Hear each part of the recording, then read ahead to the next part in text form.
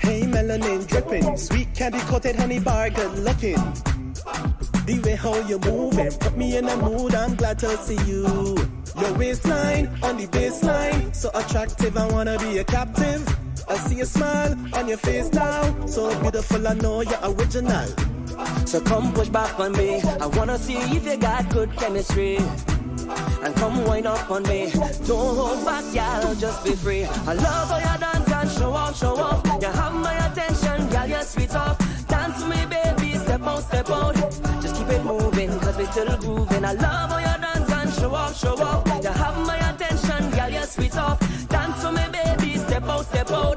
Just keep it moving, cause we still grooving. Cause we still grooving. Cause we still grooving.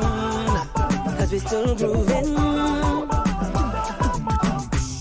Come talk to me, girl. Classy and intelligent, are you run the world? I let me sit face to face. Know you feel the tension, just had to mention.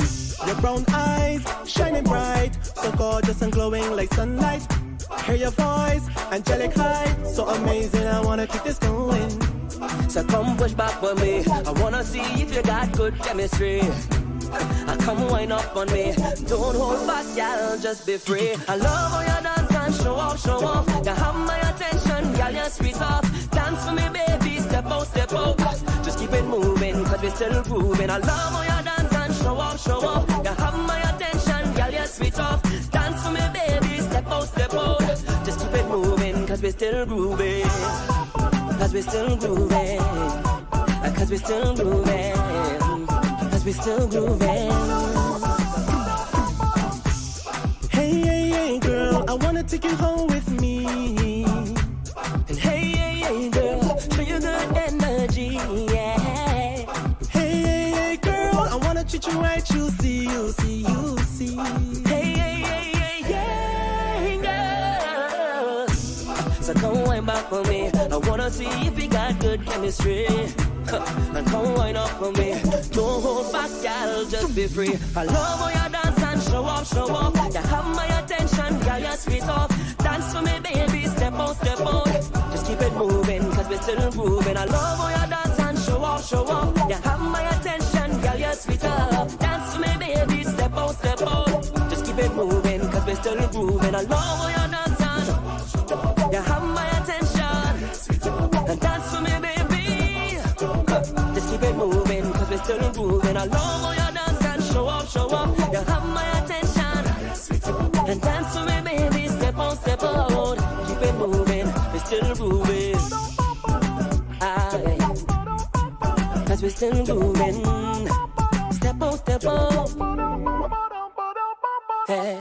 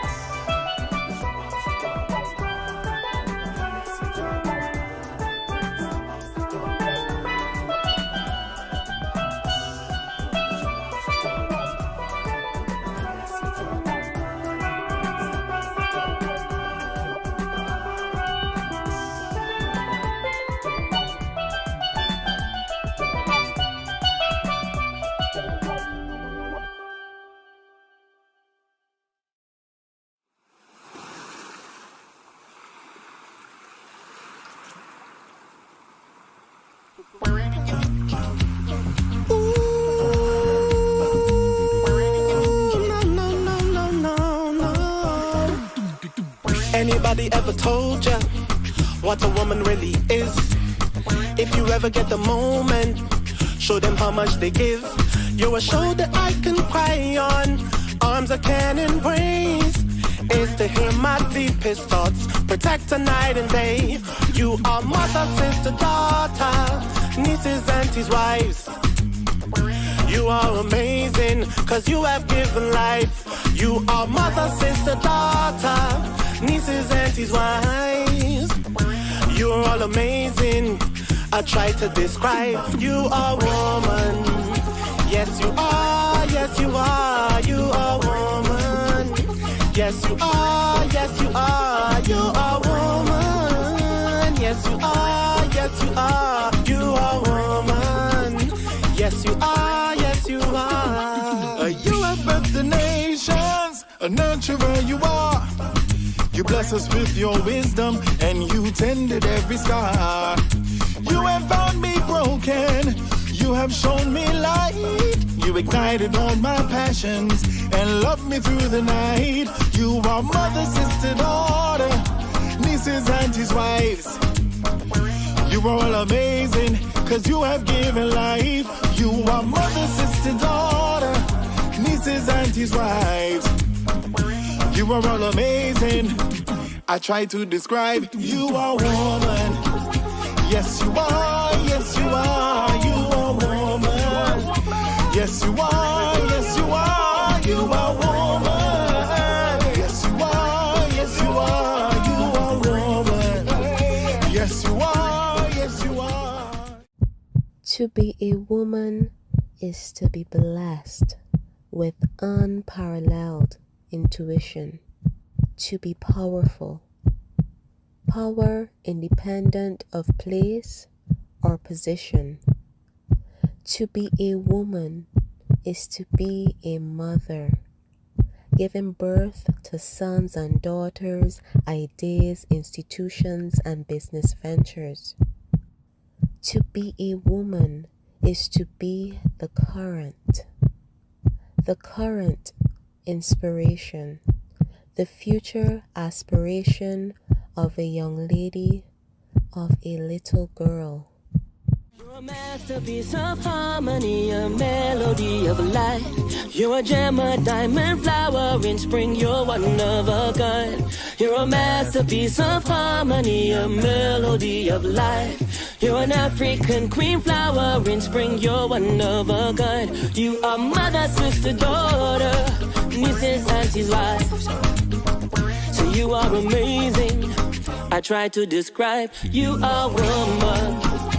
Yes, you are. Yes, you are. You are woman. Yes, you are. Yes, you are. You are woman. Yes, you are. Yes, you are. You are woman. You are woman. You are woman. You are. Yes, you are. Yes, you are. You are woman. You are woman. So you are woman. Hey.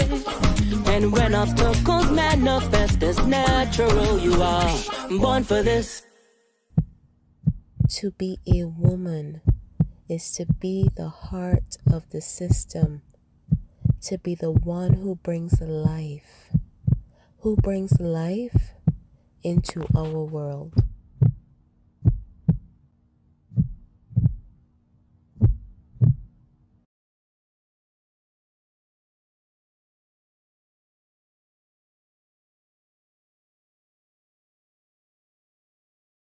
Never thought of falling in love again. No, never. But my heart's been stolen again. This time, hope it lasts forever. We'll go beyond, beyond, beyond, beyond.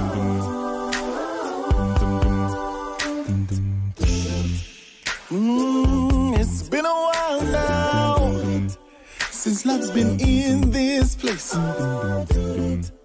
You see, many have tried, but no one could take your place, girl. Why you so beautiful? I see the future in your face, baby. Never in a million years I thought that you'd be mine, girl. That you'd be mine, girl. Never thought I would fall. No, never. But my heart's been stolen again.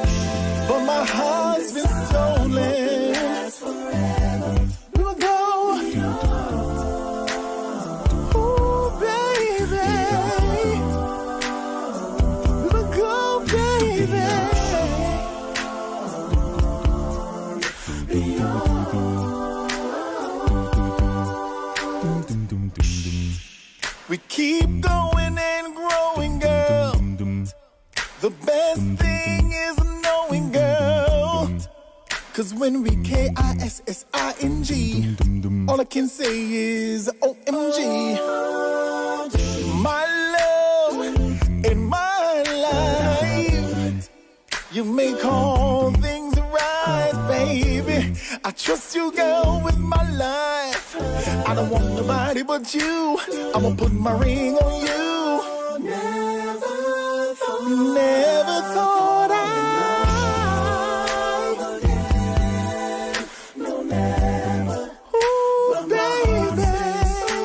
Again. This time, hope it lasts forever. We'll go beyond. We will go so far.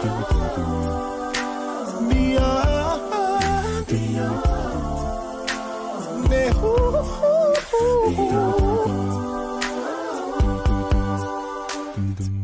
You always find what you're looking for, and you ain't looking for a thing. We ain't looking for a thing. Yeah, you always find what you're looking for, and you ain't looking for a thing.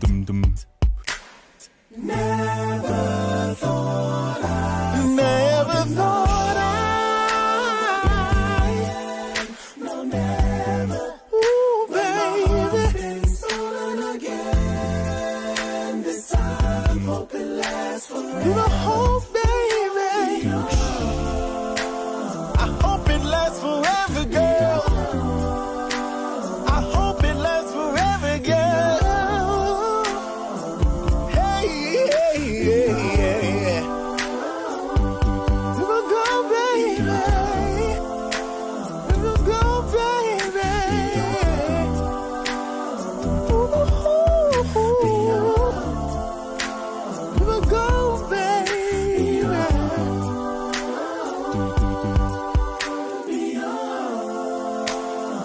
We will go so far, baby. I hope it lasts forever, baby. Ooh.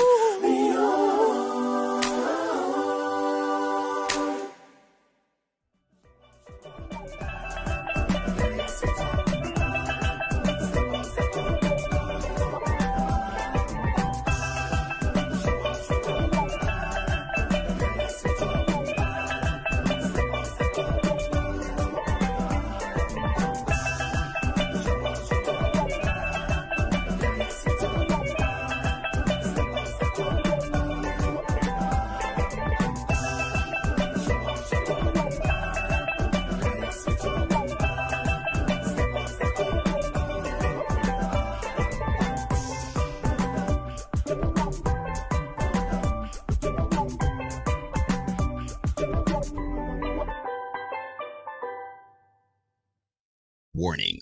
What you are about to hear goes against traditional romantic counsel expressed by friends, family, and Instagram memes and quotes. Open-mindedness is advised.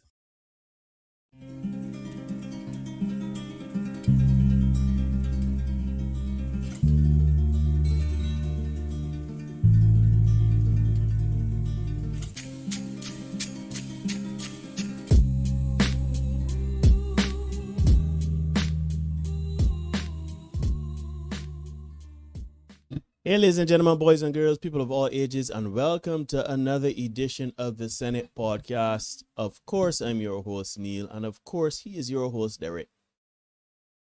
And together we are here with another long-form edition of the Senate. So, my brother. All right. You ready? So let me just plug this show. Ladies and gentlemen, you are watching the Senate Podcast. Like, comment, share, subscribe. Dislike, comment, share, subscribe. Hit the notification bell so you don't miss anything that we have coming on the pipeline. We do content for you 5 days a week. Mondays, Wednesdays, and Fridays, we do the shorts for you. And then on Tuesdays and Thursdays at 8 p.m., we have this long form format of the Senate Podcast. So, share. Most importantly, you're liking the content, share. Show us that you really care. Share it, like, dislike, and let's get into it. Now, of course, we have none other than our brother from last week, Tuesday, and former classmate, guy we've known for many, many years. Rommel Hall is here, and he is back with us again.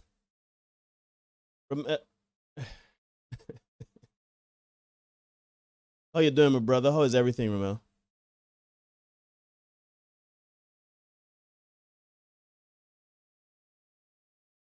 Yeah, as you said just now, we met the Sense Company anyway. We had Chinese New Year. Yesterday, the day before. Yesterday for me. And other than my neighbors setting off fireworks at 7 o'clock in the morning, yes, in the morning, people set off fireworks in the morning. Wellness. I don't understand it, but okay. Yeah, golf fireworks legal here. So so other than that, it's been fine. I mean, I've been going around, visiting some places, trying to take in some of the culture and things like that, and trying to live my best life in these trying times that we currently find ourselves in. Right. Okay, good. Derek, how are you, my brother? How is everything? How are you going? How are you keeping? Well, you know me, I always good. One way next, I try to make sure that I'm good. Mm-hmm. And today was an interesting day. I had to do a little bit of Benji's and ice, but oh dear, I find that that goes with the territory as we get a little longer in the tooth, Mm-hmm. So yeah, Jolly. yeah, man. So Benji's and ice, and that worked for me today. And then I had a fairly intense workout. Mm-hmm. So yeah, I might try to get like Rommel. Rommel is the weight loss king. I mean, he is lapping the world. I don't know how he does it, but Rommel is the weight loss. Motivation. Inspiring. Yes, actually inspiring to me. So I try to keep up with it, man. I abiding as it were. People say, "What about you, man? Talk to me.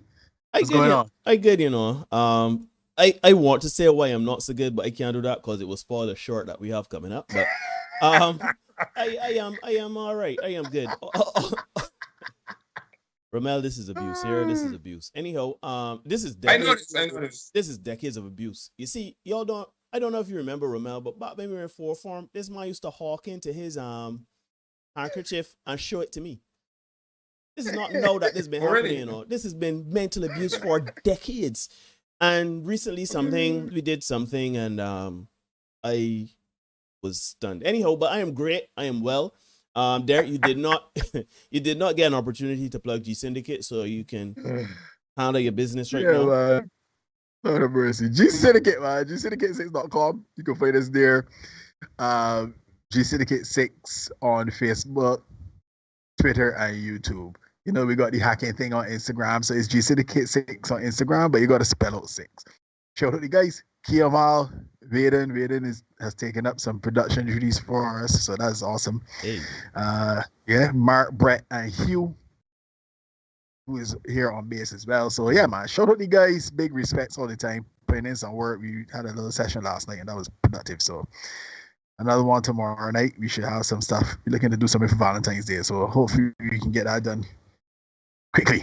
Yeah, Mike. It's sexy for everyone. Yeah. So we are here. We are here, ladies and gentlemen, boys and girls. I want everybody that's in the chat right now. Good night. I see Tamiko, Denise, Jennifer, Stephen Wu, classmate. Stokely is here. Good night. We have Philip, Marley. My mom, boys. Thoughts I made my feelings this earlier this evening. Oh, with some Anita Beer kind of thing. You know what I mean? Mm-hmm. So it's been great. Yeah, that was good. That was good to hear. As usual. You gotta say. Yeah. Remember appreciate that. Yeah. Remember to appreciate it. I see. Marley is here. Cherish is here. Good night to everybody. Take a moment right now just to like the content if you are liking or disliking. If you think you see these here about to talk some foolishness. I know Aston got we covered. Aston for sure. I'm gonna give you a like. Steve too. But anyhow. Let's get into it. So, as you can see, Rommel is back. Last week, we had a very interesting discussion last week, Tuesday, where Rommel was speaking. Well, it didn't really start off like that, but it ended up with Rommel speaking about long-term commitment. He's been married now. As a matter of fact, before we get into it, Rommel had told me as we came on, he wanted to issue some disclaimers for some things he said in error last week. And we don't want Rommel to come home and fight things up by the side of the road. So, Rommel, this is your opportunity to make amends with what you would have said in error. So I can do like self-merits and issue some corrections. So last week I kept saying that I was married for 15 years. My wife corrected me and said we were married for 17, not 15. But let me just say I'm an English teacher, not a maths teacher. We got married in 2004. Second thing is that our first fight was actually over the washing machine and not the ironing board. The ironing board was one of our fights, but the first fight was over the washing machine. So what happened is that when we got together, how she used to wash is that she would put the we had the Whirlpool washing machines. So she used to put the soap powder in. No, used to use soap powder in, and then the agitator would beat up the thing so that the clumps of soap won't be in there. How I was taught is that you put in the clothes first, and then put in the water, and then put in the soap. Right. And that was the first. Literally first big noise that we had. So just want to make the two corrections. Thanks, guys. Yeah. Because one thing we do not want to be responsible for is a breakup, especially of a relationship that is working. It would look bad. It would look bad. We try to bridge the gap, and my man get put out. Well, he ain't even home, but he get put out. And we look as if we are destroyers of relationships. No, I see Marley here. Marley say, me things outside. You know what I mean? I say hashtag Senate is big jump. Marley is saying it's been so long that Rommel forgot. It's always laundry. She is saying, I can't believe when I argue over the soap powder. I did. Yes, I mean, as Rommel was saying last week, ain't really much. People just feel like it's be cheating and, other things. There's fight about dry chicken and things, but really and truly it's be simple things. Yeah. The toothpaste pouch. Yep. Toilet seat up or down. Right. So last Fortunately, I never had that one, but anyway. Yeah, that I keep hearing about that, but I get raised kind of different with that in mind. Anyhow, ladies and gentlemen, that is interesting. I've never had that issue either. I never had that issue. I mean, well, I guess because I was primarily raised with women and stuff like that. And even my father too was a very considerate person when it comes to living in a house with women and stuff like that, or with a woman, and then cleaning it up after you urinate and that kind of stuff. Anyhow, let's not get into bathroom etiquette.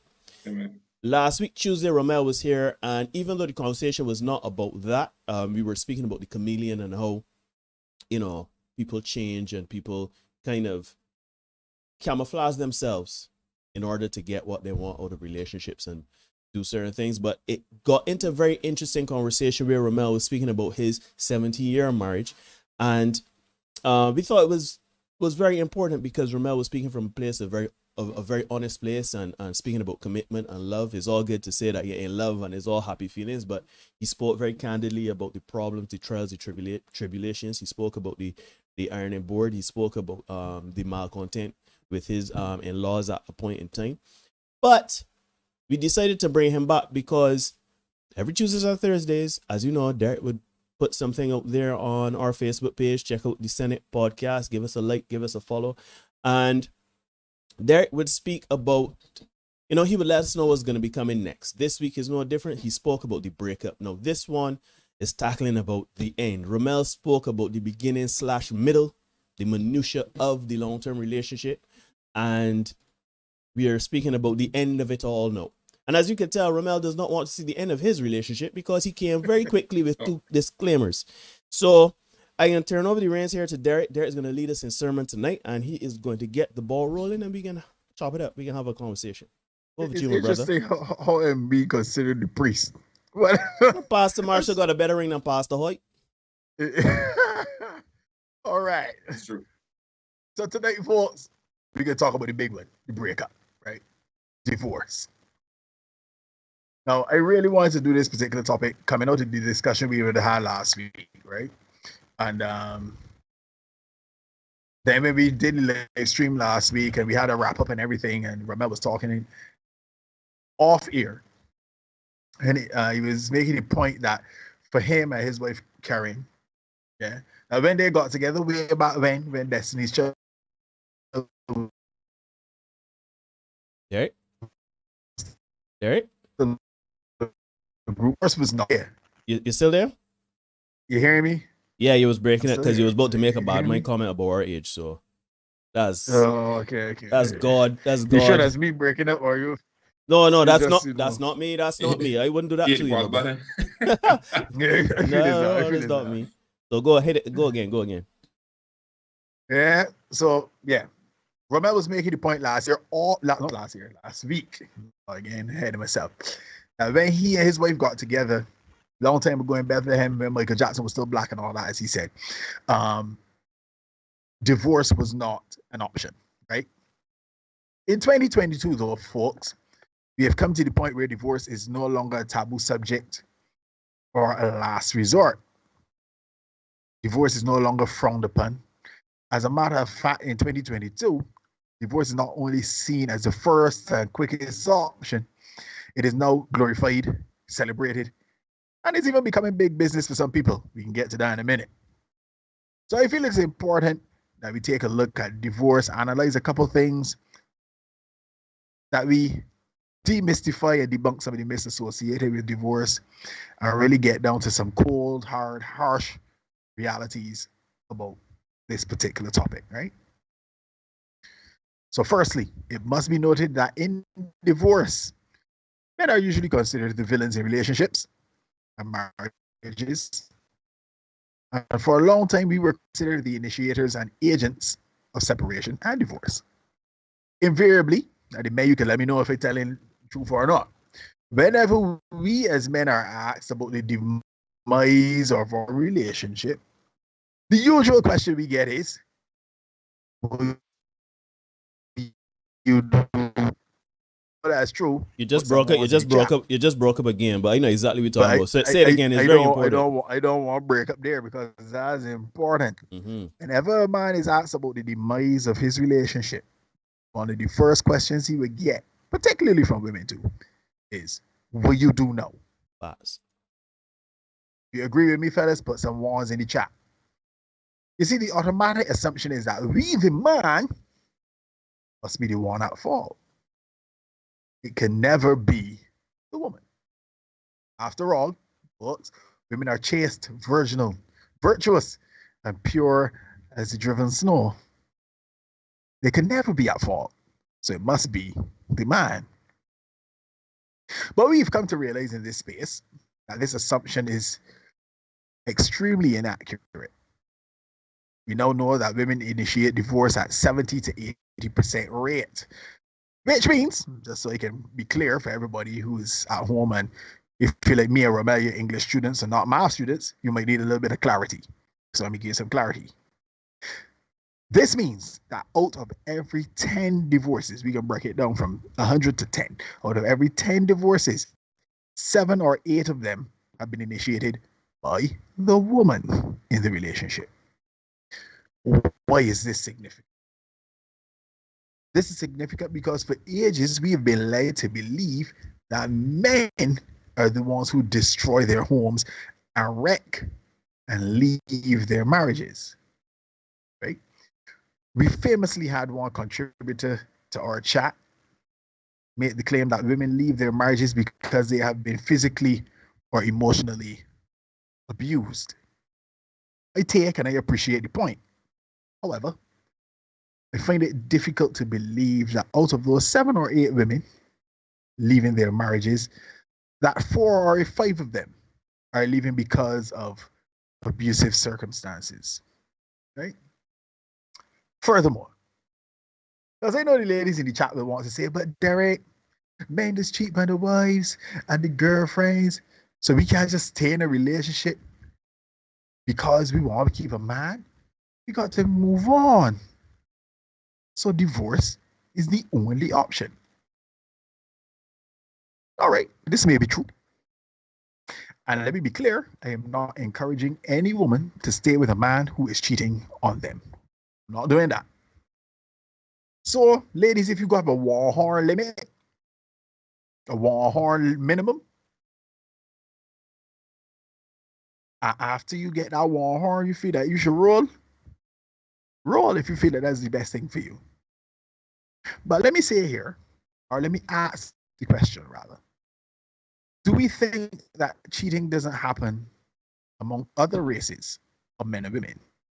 Because I've had conversations with women who seem to think that only black men in particular have the rights to cheating. Say that sentence again. You're breaking up. You're chopping up a bit. Yeah, I got no problem. I got time. I can repeat. Let me ask the question because I want to make sure they're clear. All right. You gotta go again, boy. I'm here. You gotta go again, boy. They're trying to stop the word. They're trying to shoot, man. I mean, what's good? Yeah, the devil at work when we preach tonight. Yeah. Do women think that black men have the patent, the exclusive rights to cheating? Do you think that it doesn't happen amongst the other races of men and women? I've had conversations with people who seem to think that black men in particular do this and nobody else. So let me demystify that. Let me debunk that. Men and women cheat across races, right? Now I know. You want to think that, women don't do these things. Yeah, and that again, women are chaste and virginal and pure as the driven snow. But the reality is, these horn dog men that you talk about, these men that ain't shit, as you would like to say, are cheating with someone. And since they're heterosexual men, we can assume that they're cheating with women. So let us not get into the mudslinging and the insults and the assumption that all black men are, on the down low or cheating with, somebody other than a woman. So let me ask the other question. Why are we so quick, as black people in particular, to destroy our marriages and our families over infidelity? Hold tight, because I can feel when they're coming for me. In no way am I, Derek Marshall, and I can speak for Neil and Rommel, saying that cheating is okay. Not saying that. We're not saying that cheating is not okay. We're not saying that cheating is fine. Let me say that again, because not saying cheating is okay, that cheating is fine. We're not saying that. But let me ask another question. Is cheating the only problem? The only thing that can destroy a marriage?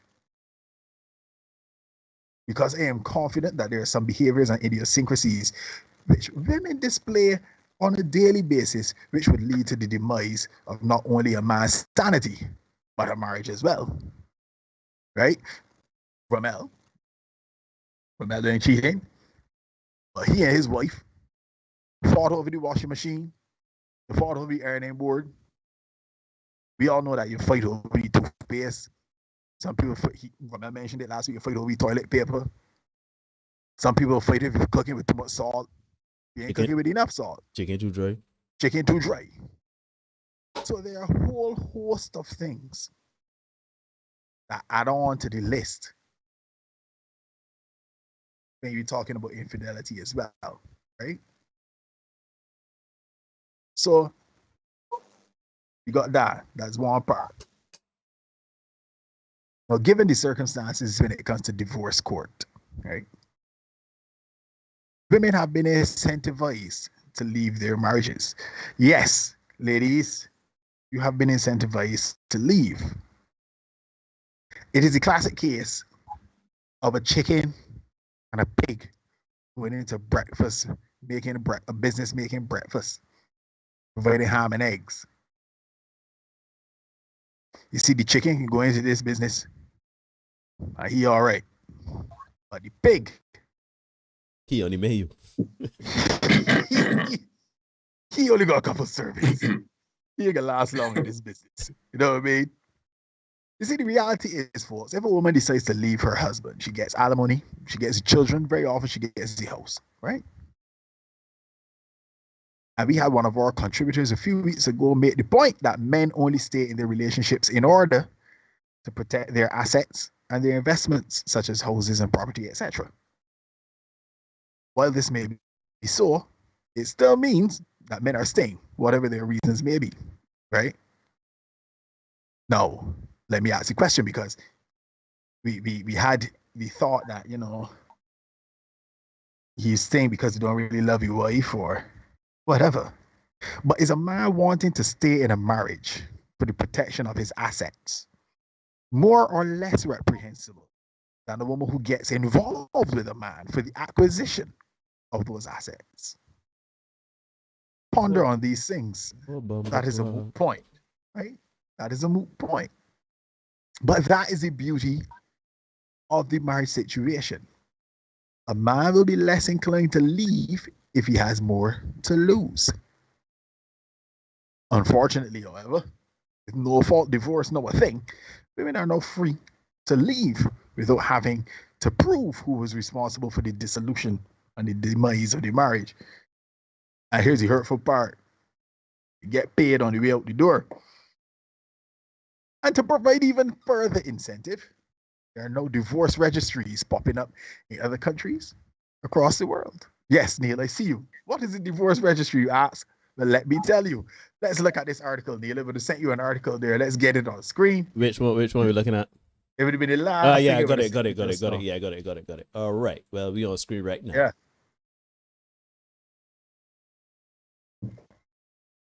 Tell me they don't make it these things. Justin Clark in the host. Good to see you, my brother. Shout out, Justin. Divorce registries help people getting the shit kicked out of them. Yes, Marlon, divorce parties and stuff like that. I didn't want to go into Dr. Dre tonight, but we could talk about Dr. Dre, okay, if you wanted to. Nowadays, there are registries for everything, including divorce. 2 new companies are looking to streamline the process of restocking a home after it's split apart. Yeah, I can get into that. Breaking up is hard to do, especially when your ex took most of your stuff. Let me pause right there. You see Jason King in the house. That's my boy Jimmy Bob. Good to see you, Jimmy Bob. We're getting on Jimmy. Jimmy Bob. Now, folks, let me be real. Let me be honest, right? Let me be honest. They say it's hard to do when your ex takes half of your stuff. Who's get hit for half? Who's get hit for half? Let me be real. Let me be honest. Who gets hit for half? How many times you hear a woman say, yeah, boy, you corner get hit? We get more and more instances of it. No. Yeah, Marlon, this is a good business idea. You really tempted to go into it myself. We hear more about it. No. But the reality is, when it is time for the division of assets and stuff like that, we know who can get the shaft, right? We know. And it end the women. Let me be real. Hey, let me crack on here. Let me go forward again. Yeah, you're on screen. You know it is. I see we got 260 subscribers. I'm proud of that. Good looking out, folks. Yeah, appreciate it. Thanks a lot. Enter the divorce registry. 2 new companies, Fresh Starts Registry and Divorcist, have sprung up to help recent divorcees put their lives back together, one blender at a time.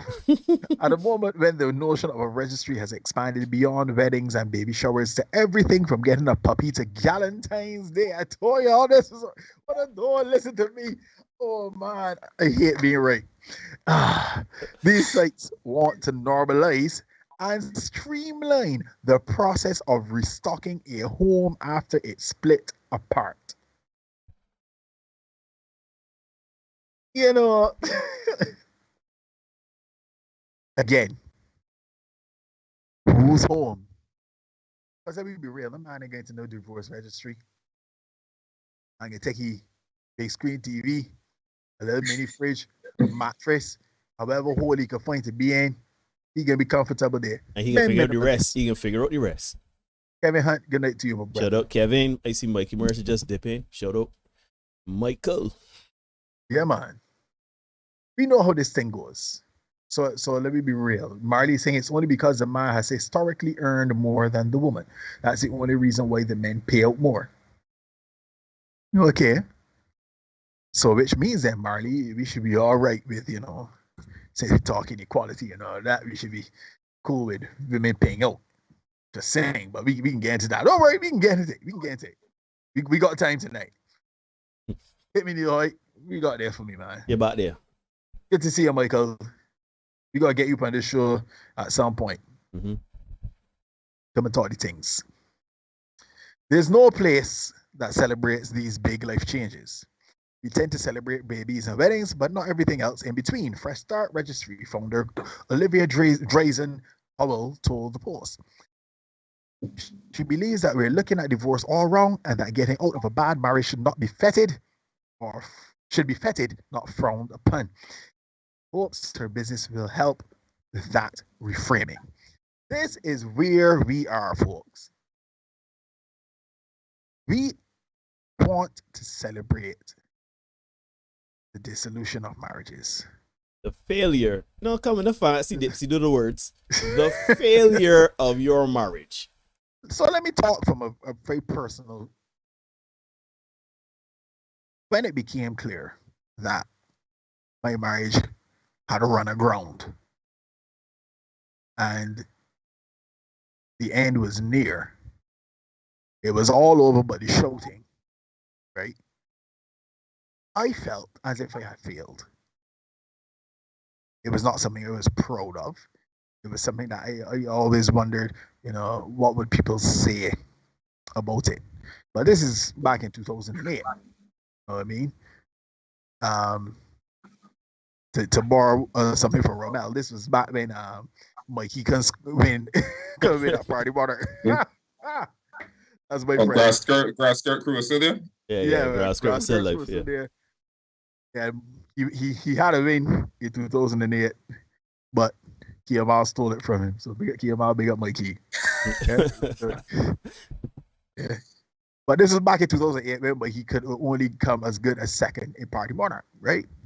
So this was a long time ago, and I felt like a failure about it. Fast forward to 2022, and you can wear divorce like a badge of honor. You can say, yeah, you divorced. It's cool. It's sexy now. It's a thing. This is where we've come. I know people are standing in line to profit from it. This now means that in the event of a divorce, a woman can leave the marriage with the aforementioned house children and alimony, and then register and get gifts in the wake of the divorce. They're only holding a party now, because they hold divorce parties. Divorce parties are a thing. It also means that these women, yes, the registry is run by women, are turning a profit on the backs, as you said, Neil, of failed marriages. There are also photo shoots for divorce, because let me understand it is the same thing for weddings, same thing for divorce. They get paid. Women get gifts, right? So these two women, they get paid divorces and Fresh Start Registry. Fresh Start sounds really nice. I like that. But Fresh Start in the nursery here in Barbados. But divorces, not so much, right? So they get paid. The women that, register with them, they get some free gifts. But let me ask you a question. Where does this leave the ex-husband? Generally on the outside, looking in. And looking in, if he's not careful, from the streets. Right? Chris Rock does a skit where he says, if you make 30 million and your wife wants 10, big deal, you ain't starving. But if you make 30,000 and your wife wants 15, you may have to delete her. You didn't use delete, you can work on the rest, right? Because he was talking about OJ. Okay. The reality is that some women start to benefit from marriage, stand to benefit from marriage, and some subsequent divorce more than men, even though they would want you to believe that this is not the case, right?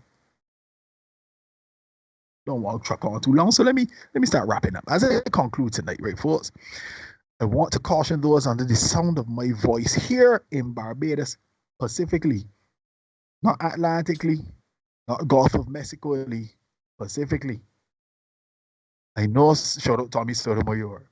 I know some of you are thinking that you can enter into the marriage contract with a prenuptial agreement and all will be well. I am here to let you know tonight. Somebody said it in the chat last week, and I want to reiterate and reinforce the point. Prenuptial agreements are not valid in Barbados. Let me say that again. Prenuptial agreements are not valid in Barbados. This means that when you decide to enter into a prenuptial agreement in the People's Republic of Barbados, as I like to call it, when it is time for the division of assets upon the dissolution of marriage, you are still in duck's guts. Will not hold up. I found out this information very recently, and I feel it is prudent, critical for me to share it with you gentlemen under the sound of my voice here tonight. For those of you who are going to watch this stream in the future, let me say it one more time. Prenuptial agreements are not valid in Barbados. And this is Barbados, as the woman said on the program. Yeah. So what can you do as a man to protect yourself? Well, I spoke to a lawyer friend of mine. Y'all will both know her. She's a classmate of ours, Michelle. And she advised me that one course of action would be to enter into a partnership with your children, right? By this, I mean jointly own your properties, your accounts, and the like with your children in order to protect yourself from the shaft upon the dissolution of your marriage. Here is the caveat, though. You have to do all of that signing over and everything before you get married. Because if you don't, your property and everything will then become contestable because you are married. I have a question. I have several, but let me just go with the primary one. What if you get married and you don't have children? Find somebody to sign them over to. That's number one. Number two, as a man. Go ahead. Or take the shaft. Well, okay, I thought you was right. It wasn't that deep there. Right. But what about the situation where you do have children and you send them over to your children whom are under the care of the woman, the mother? Well, but that's a different story for another time. I would go get a lawyer to talk about that part. That part I can't really speak to. That's a little outside my legal expertise. You know what I mean? Very well, but it's just curious. So let me wrap up. Let me just say to everybody under the sound of my voice, gentlemen, do not let it be said that I did not warn you here tonight. A word to the wise is sufficient. Over to you, my brothers. Let me get cracking. All right. Well, I see Marley here saying you have to put it in a trust. So that's actually very interesting. I wonder how easy or difficult that would be to set up. Anyhow, ladies and gentlemen, you are watching the Senate podcast. Like, comment, share, subscribe. Dislike, comment, share, subscribe. Hit the notification bell so you don't. Oops. Hit the notification bell. What just happened there? Oh, I hit the wrong button. Sorry. We're starting here. Like, comment, share, subscribe. Dislike, comment, share, subscribe. Hit the notification bell so you don't miss anything. And yeah, take a moment right now to like or dislike right now. Because we have, how many people we got in this chat here, man? How many people we got viewing? We got 26 people viewing and we have 7 likes. I am the math. I am the more math than the three of us here, and I could tell you that them numbers don't add up. So like and share. That's the most important thing because we want to get conversations like this going. Now I am going to turn this over to Rommel because obviously he's a guest, and I want his insight as a married man, as a man that is in the midst of a successful relationship. But I want to go from the point of asking some questions, right? Now, Rommel, and this is obviously stemming from the conversation we had off here afterward, right? But last week you made a very important statement. I've heard this from older people that would have been, our parents' generation or grandparents' generation, where divorce was not an option. I want you to speak on the mindset going into your marriage, or maybe it's not even going into the marriage, but going into the long-term committed relationship, even before the marriage. Tell us about the mindset as a man, from a man's perspective, and then in context of having conversations with your wife, potential wife, about the choice to say, here, Shun, right? I know you ain't gonna do certain things. You know I ain't gonna do certain things. Divorce ain't an option here. Over to you, my brother. Yeah. Again, we were learning from an example from our parents. So from my parents and from her parents. My parents and her parents were both in long-term relationships, right?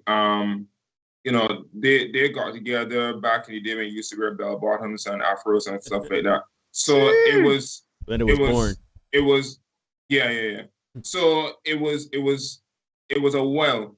And because of that, we didn't think that divorce was an option. Divorce was not an option. And, you know, my father always used to tell me this story about, there's this phrase called burn the boats. And it comes from the Spanish explorer Cortez in 1519, when they left Spain and they invaded Mexico. The guys on the boat were tired. And he told them, burn the boats. Why burn the boats? Because if you burn the boats and the Mexicans use some pushback, you can't run back to the boats and leave. Right. So that's the sort of same mindset that we had going into the marriage. And that was because if you look at our parents' generations, as bad as things got, I never tell you, my parents' marriage wasn't perfect either. Her parents' marriage was not perfect either. They had some rough times. But divorce was never an option. And we looked at that as an example. Now, unfortunately, in a lot of cases, because of things like physical abuse and stuff like that, now these things didn't happen in the two marriages, my in-laws' marriages or my parents' marriage. Thank God I never saw that. You know, my parents never laid hands on each other, and her parents never laid hands on each other. But and I'm not advocating that in cases where, you know, when you're that sort of thing, that you don't leave. But you have had situations because of that mindset. Things will get really bad and detrimental to somebody's health. But because, you know, marriage is not, divorce is not an option, people stayed, or how it will look, people stayed. But that was just the general thinking. Divorce was not an option. And we said, you know, as bad as things got, divorce cannot be an option. So I would share with you guys that we had some serious issues about 3 years into our marriage. Mm-hmm. Right. I won't get into the minutia of it. You know, I'm trying to use some big words like Derek. I see Derek using a lot of big words, so I can use minutia. Listen, Rommel, do not compete with Derek here. Derek, I don't know if you remember Mr. Sawyer. That's a Mr. Sawyer disciple day. That's a Mr. Sawyer disciple day here. Don. Greatest English teacher I ever had. Greatest English teacher, Sam Sawyer. Sorry, Dr. Sam Sawyer. Yeah, so I won't get into the details of it, but we had a situation where none of the two of us cheated, but our marriage could have been a statistic. And she said to me, Karen said to me, Rommel, divorce is not an option. Right? And we fought for our marriage. It was not easy. We had to go to counseling. We had to do all kinds of different things. And people don't give counseling a lot of love. But I would highly recommend pre-marital counseling and counseling while you're in the marriage. Because just like when you get to the age of 40 plus, you need to go to the doctor and get a tune-up. You need to carry your marriage or your relationship whatever and get a tune-up. I learned some things about myself in premarital counseling that I did not know. Right? So these things would have come out. And what we did is that we had to go to counseling. We had to really pump the brakes and look at what we were doing as a couple and really fight for our marriage. Rommel, as I said, yeah. If I could cross you for just a moment, Sure. With regard to premarital counseling, how extensive, because you said you found out some stuff about yourself in that. So how Right. Because sometimes you get the impression that people you may go repeat that question again because it was lost there a bit. Just asking how extensive the premarital counseling was, how in depth was it, how long was it? Because sometimes you feel as if people do premarital counseling just as a thing to say, well, we did it, I get it out of the way, and then on to the wedding. Right. So how long and intense was yours? I cannot remember exactly how long it was. I would like to say because we got married in August 2004. You'll put yourself in trouble. And I remember no, we got but I can't forget the date. August 2004.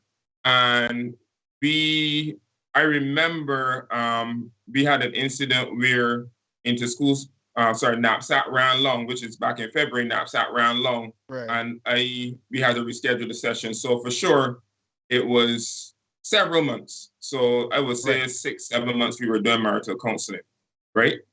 But we had to do things like rate some of what you think are some of your best traits and some of your worst traits. And then you had to rate what is your partner's best traits and what are his or her worst traits. And then you had to read them out loud at counseling.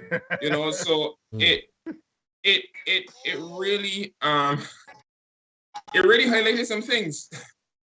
And so because of that, it caused us to really do some introspection.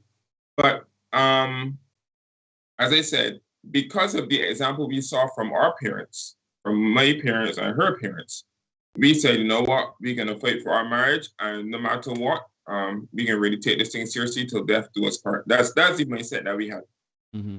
And like the fact that you say you're going to fight for your marriage and you're going to work for your marriage, because I get the. Let me use Megan Good for example. Megan Good recently, she posted her straps on IG and stuff like that. And she was saying she's essentially ready for whatever God brings her and stuff like that, right? Which I found interesting because you were married to a pastor. So when you give up that and then you say you want to do your own thing and then all of a sudden you want to know what it is that God has for you, right? So you kind of leaving it to this predeterminism, if you want to call it that, right? And I kind of get the impression that whatever you work for is what is going to come, right? Yeah. Whatever you work for is what you're going to get. So we work, for instance, I study music, I work for that. I was successful in that, right? You study podcast, content creation. He's good at that, right? You did music from primary school, Rommel. You're good at that, right? So speak a little bit about in terms of working at your marriage and how important that is in terms as opposed to just saying, well, a little too hard now when we just get done with it.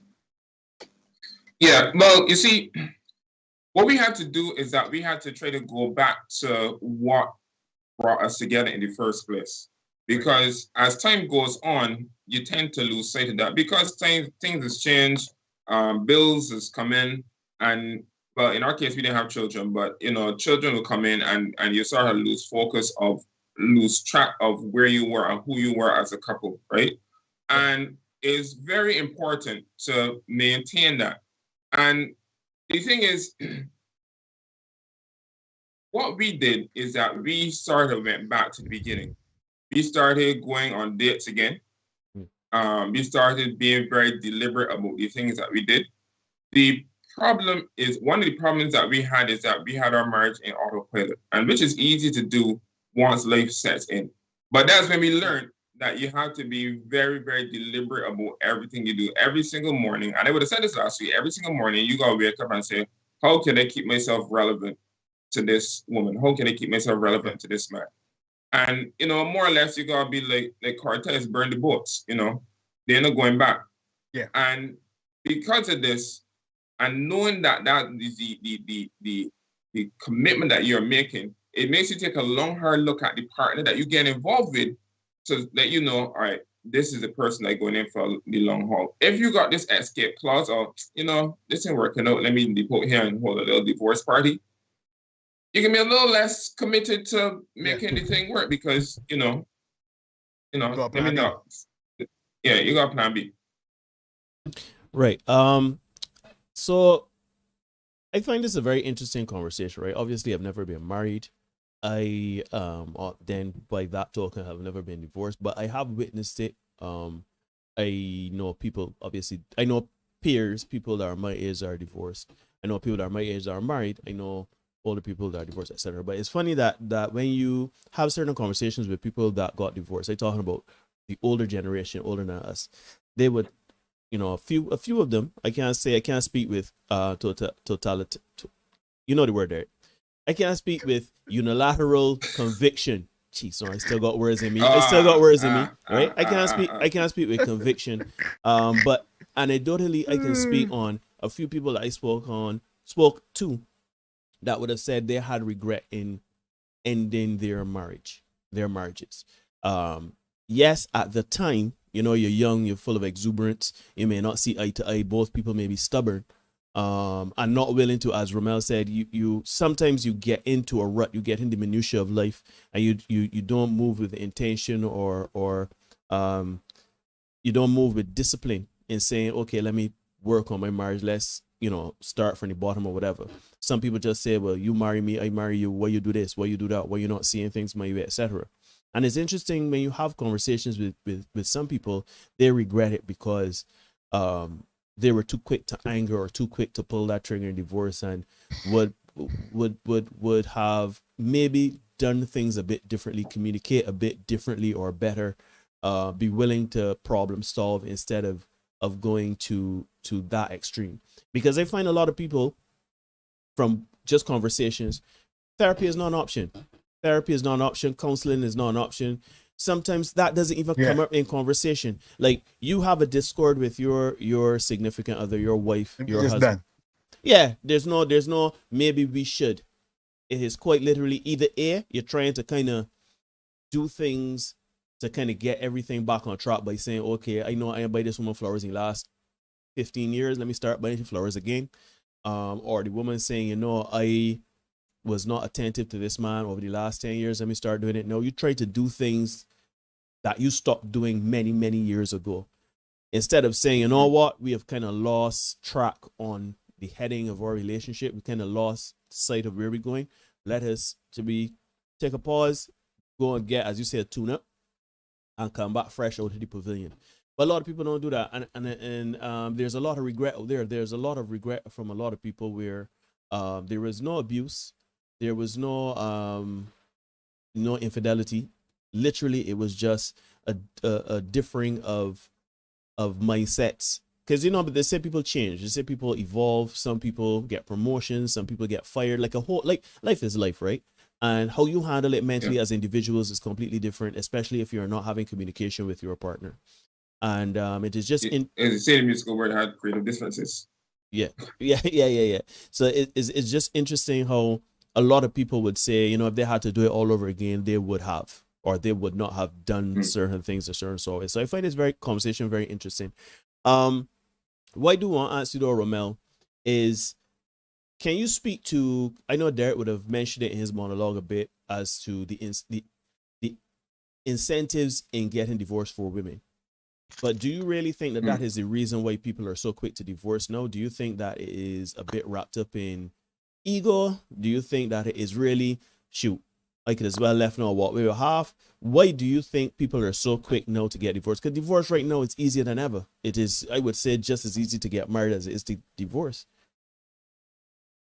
Well, honestly, I can't really speak to that because I've not been divorced, but I could tell you that what is happening now is that people are making divorce sexy. So it could be that, but there are some cases where divorce is necessary, for abuse, and not just physical abuse. There's emotional abuse and things like that, and control and that sort of thing. And no amount of counseling could fix whatever's happening. So divorce is a last resort. But I mean, I can't really speak to that because I'm not in a position of being in a divorce. So I can't really speak to why people get divorced. But I know that there are a lot of cases where divorce is necessary for the person's safety and for their sanity. So I mean, that's what I could say about that. Yeah. Another. Go ahead. Go ahead. Situation that if it's a situation that is abusive, you would never stay into that situation, right? You're not talking about that for sure, because if you are at risk, definitely get out. You know what I mean? But in terms of like situations like, you know, where it's not that. I think we are a little too quick to pull the trigger and say, let me get out of here. You know what I mean? Let me get out of Dodge. Yeah. And to say it, let me be real careful how I address this bit, right?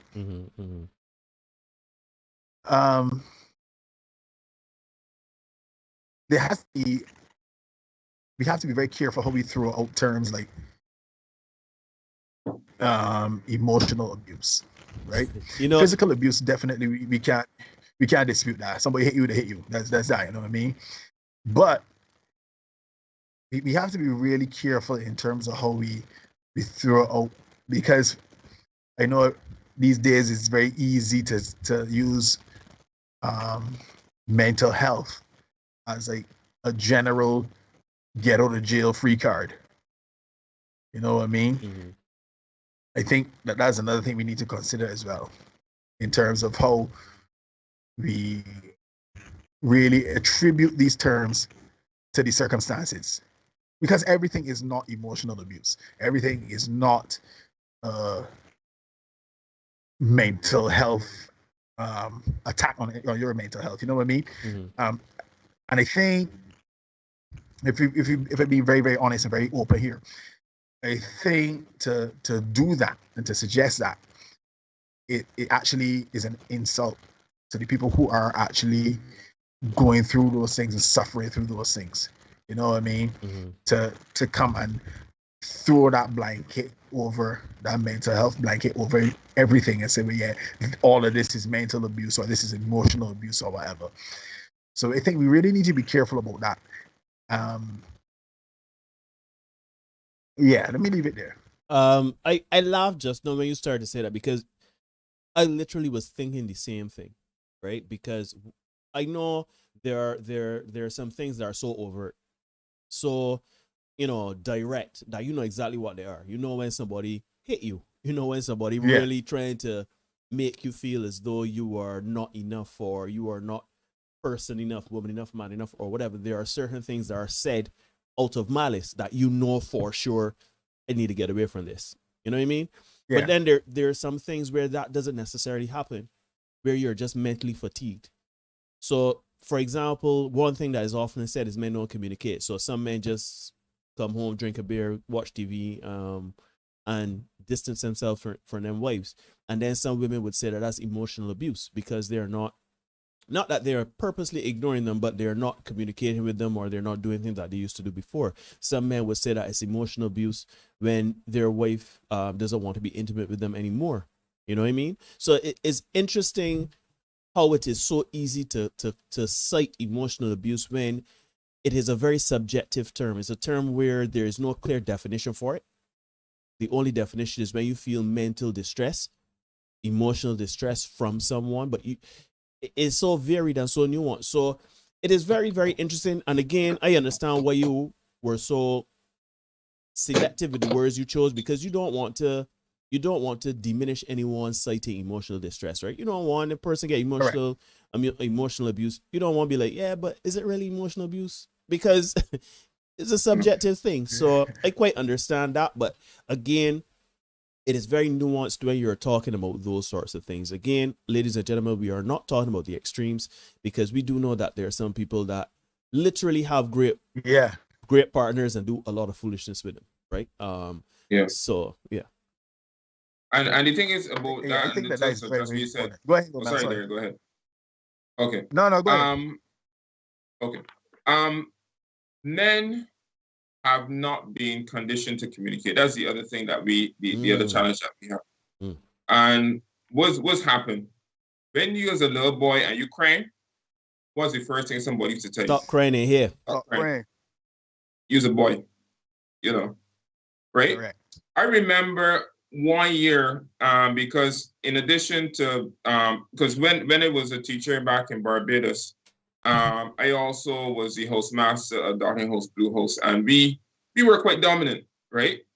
And 1 year we actually were on the cusp of winning sports, But unfortunately, one of my star athletes got injured, and I had to put in a young one in the medley relay. I mean, long story short, and what happened is that we ended up losing. It went down to the last race, and we come second in that race and end up losing sports by 3 points.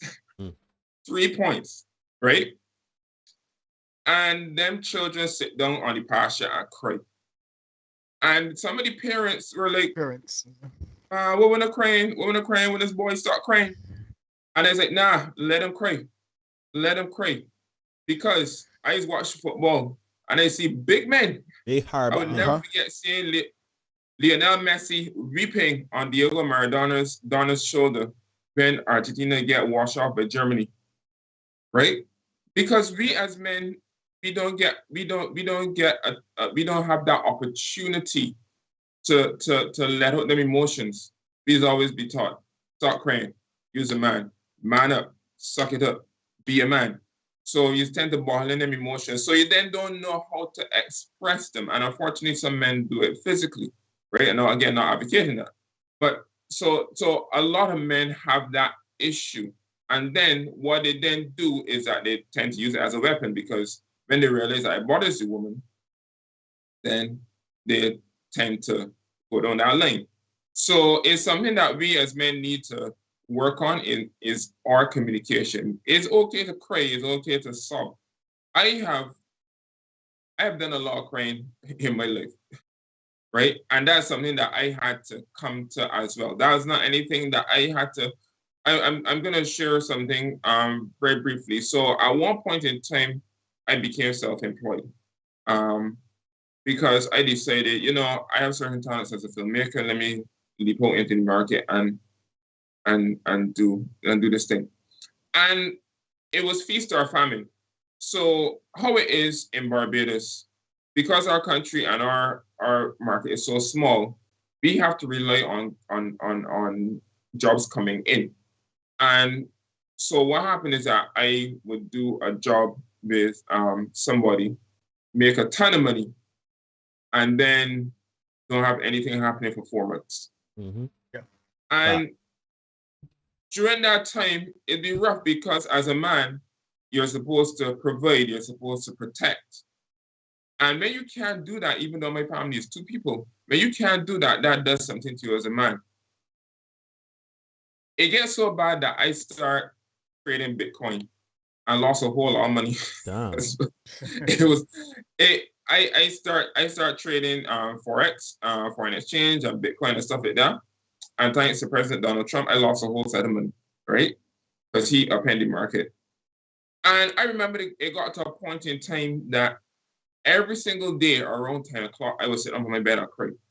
My wife at work, everybody gone on the day, and they in the bed praying. And this in the regular crying on the one perfunctory tear. Sorry, there I using some of your words coming down. This is a that's all right.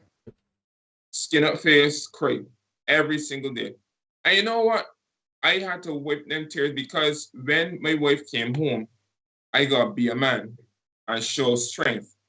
It took a long time for me to tell my wife, listen, I struggling, and for her to help me to get through that. And from the time I told her that, she was able to help me emotionally and all kind of different things, and she was able to help me through that period. But because I was a man and I got man up, I was looking to suffer through. And unfortunately, a lot of men, we want to man up, and it hurts our relationships. So then you have all kind of things. You say, oh, we ain't communicating because, sometimes the man don't know how. So these are things that you also got to consider. Rommel, I feel as though, I know exactly what you're talking about, brother. Not only are we in the same fields, I too am trying to follow in your footsteps as a filmmaker. And it is very hard. And just like you, for me, my father, who was the only male influence I had in my life as an adult, as when I was a child, he was an adult. This man don't cry. I have never seen my father cry. I watched this man bury his mother. Man ain't shed a tear yet. And for me, I felt like crying was going contra to what I saw in my father, right? And there were times where, as you say, ugly tears be like you just crying. And Derek could tell you in my mid-30s, I had to just let those closest to me know, yo, it's in an easy ride out here in these streets, you know. And I think you say something that's very, very, very poignant. That it is important for a man to realize that I think in the moment, like there are certain things, like for example, you lose a sporting event. You in the moment you've lost a sporting event, you would have trained hard for it, you would have put all of your emotion into this, you would have competed hard, and you lost in the moment. In that moment, there is nothing you could do. You hear that final whistle, Derek and I can attest to this. You hear that final whistle, there is no chance of inflicting any sort of or affecting any sort of thing on the result. You have lost. You cry. Obviously, you will pick up yourself. You will train harder for next season. You know what I mean? You would do what you need to do to be in a position to be successful next time. But in that moment, let those emotions happen. And I think that women and little girls are told, you know, it is okay, cry. If you need to cry, cry. If you need to let it out, cry. You know, if you know, it could be several things. It could be losing a job. It could be losing a loved one. It could be whatever. They're empowered and encouraged to cry. But for men, as you very well said, we are not taught or socialized how to say, you know what, in this moment, I know that I got to do my thing as a man and provide and protect and enforce and lead.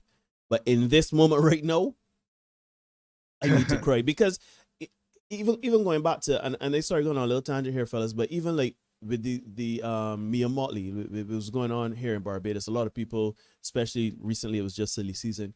A lot of people would get and say, you know, Mia this and Mia that, nobody thing. Me personally, I don't know what it is like to govern a country. I think most people that speak don't know what it is like to be in that position as the leader of a country. So it's all fine and good to speak with authority when you are not on that hot seat.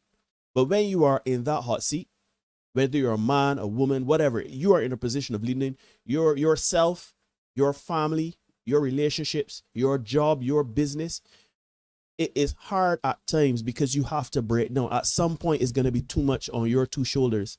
It will happen. You know what I mean? Now, you have to obviously find healthy ways to deal with it. Some men out there and some people out there, they go to vices. They go to things that are not necessarily healthy for them. But we have to, I hate this term, but normalize men accepting that it is okay in the moment to say, you know what, I need a minute. I can get back up, and because that's something I had to learn, that I know I can get back up. I know I can get back up and I can get back on the horse and I can continue riding. But it's like right now, I need to say this is bare joke. You know what I mean? Like I need to take that minute. Yeah. And that helped me, and that especially, and I learned that in marital counseling. Right now, it's a little harder to do it's hard to do it in counseling. And I would also tell people, don't just do counseling if you think that you're about to get married. You can also do counseling as a couple, right? Mm-hmm. If you're in a relationship that's serious, I mean, marriage ain't really a discussion yet, but see a counselor and let the person be, and again, learn from their mistakes, guys. Let it be an impartial person, right? I had some friends that were going through some things and they asked me to mediate. Worst mistake I ever do in my life. Yeah. Worst thing ever. If I had it all to do again, I would have told them, Derek got that thing. Hell no, no. I would have told them if I had it all to do again. You go here. You got it. Yeah, this one is. Oh yeah. Yeah. So all these things come out in counseling, and it's important if you're in a relationship to check yourself and understand. Oh yeah, that's it. Yeah, so it's important because you like a jigsaw puzzle. The two pieces in the same, because if you're looking at a jigsaw puzzle, two identical pieces are not going to fit together. You gotta be able. Right. You gotta have a slight difference in order to mesh together. And unfortunately, then differences cause some issues. So before you even get to the stage of marriage, I would advocate doing some counseling and really understanding who you are as a person before you make that long-term commitment, because then that would better able you to go into it thinking, okay, yeah, guys, well, not guys, but lady, gentlemen, whoever you're in, divorce is an option for me. Let me move forward until death do us part. All right, ladies and gentlemen, boys and girls, I think this is a good time we could plug the show here. Because again, I looking at the books, I looking at the numbers, and I hear again a discrepancy. Ladies and gentlemen, boys and girls, you are watching the Senate podcast. Like, comment, share, subscribe. Dislike, comment, share, subscribe. Hit the notification bell so you don't miss anything coming down the pipeline. And share. Take a moment right now, because we have over 30 people watching, but the numbers are just about half or just below. So let me rectify that. Those of you that are watching and liking the content, or you disliking the content, that's fine. All of it helps in the engagement. So just take a second to like or dislike the content. And if you feel so inclined, you can share as well. We are talking about breakups. We're talking about divorce. And this is kind of stemming on the back of the conversation we had with Rommel. We're here with Rommel Hall,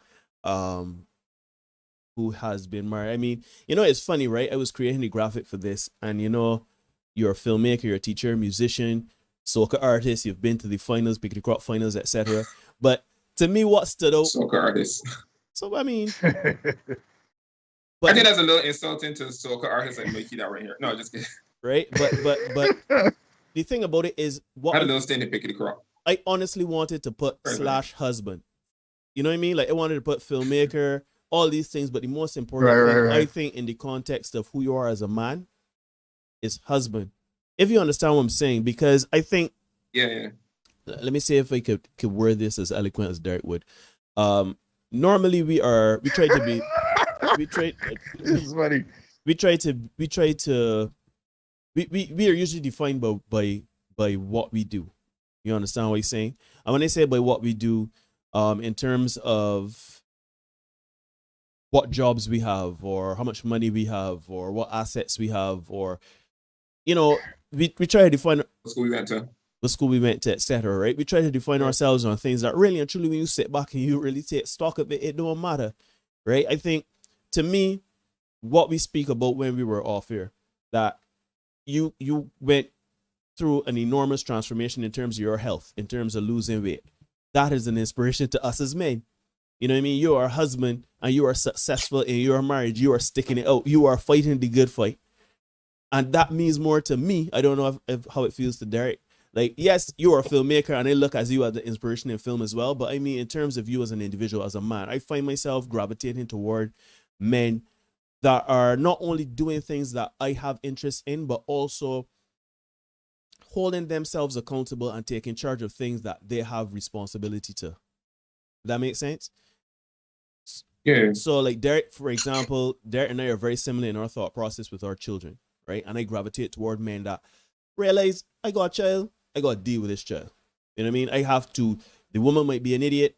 I may not like her as a person, but I have to do what I have to do for this child. And it's just not about throwing money at the child and saying, her for this PlayStation, her for this pair of Jordans. It is being present in that child's life. It is mentoring that child with masculine energy. And I find it very important to surround yourself with people like yourself, because you have no children, but you have a successful marriage.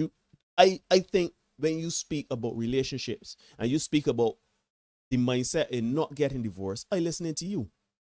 You know what I mean? Because you can speak with a man that went through the ringer, right? So I think there's value here, and I think that we try to define ourselves by things that really don't matter. Like, to me, you being a husband, I wanted to put it in the graphic today, like husband / you know what I mean? Put it in it right up. Yeah. Right? To me, that is the most important thing. And not only for this space and this context, but because of who you are as a person, because that is a huge component of the things you do on a daily basis. Yeah. And the thing is, I mean, thank you very much. I mean, you guys inspire me as well. Huh? The thing is, even in my daily going around with my colleagues, they always ask me for relationship advice for the same reason. And I told them, when I was younger, I looked to older people, and that is one of the things that I would encourage people to do. You know, look to older people who would have done it well, who would have had problems, who would have had issues, and come over on the other side and see what they did, and how they would have weathered all the storms of relationships and stuff. Because relationships real hard. And again, as I keep saying, believe it. You know, again, God forbid something should happen to me or my wife, and we either had to go back out on the market again. I have no idea what I would do. I mean, I don't even know how to talk to a woman. I mean, I remember, I was in Bridgetown one time, and I was walking past these two guys in front of Care Shepherd. And again, I mean, I had this one to drop last week. The last time I was single, when you're going to town, you used to meet people in front of Care Shepherd. But I was walking, I was walking in town, and I caught the back end of this conversation.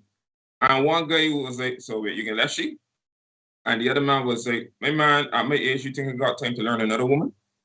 And I laughed. As I was walking past, I laughed. And it was like, yo, that is so true. That is so true. I have spent the last 17 years, yes, I got it right now, 17 years learning my way. If something should happen where, God forbid, I gotta go back out on the market again, I know that I got the patience to learn another woman. So for that reason, and that reason too, that's one of the things is that, you know, I gotta make this marriage work. I mean, even in these train situations where we involuntarily separated, here's looking at you, COVID, where we involuntarily separated, and it's difficult for us to get together because I in one country and she in the next country, and we're making this long distance relationship thing work. It is something that we're working towards, because I ain't really looking at the other options out there, because I don't even know how I will survive. That's why when you and I, Derek, talk, I was like, relationships ain't for 40-year-olds. Ain't for 40-year-olds. Listen, Rommel, forget that, boy. Rommel, you don't want to be back out here, but bro, listen to me, right? Because you are speaking about you are speaking about something. Up to last night, we recorded a short. I'm not gonna give it away, right? Not the one that he laughed at. There's one that we recorded where you are absolutely right. Going back to your analogy of burning the ships, right? You literally have made the decision to say, you know what, I can't go back out there. It can't it even gives you, I don't know if you can speak to this, but it even gives you a minute of clarity to say, well, shoot, this relationship thing is somebody. I mean, yeah, she may have her ways, or, you know, she may say or do certain things that may grind my coffee, but in the end, was the alternative, is this really enough for me to go back out in these back alleys to get a rum? Because out here rough to all the Rommel. Yeah. But the thing is, Derek will tell you, I was one of the people that messaged Derek and said, "Man, Derek, when I tell all this, why would I start making up things for the people on the internet?" So I get that. I get that. See, it wild out here, Rommel.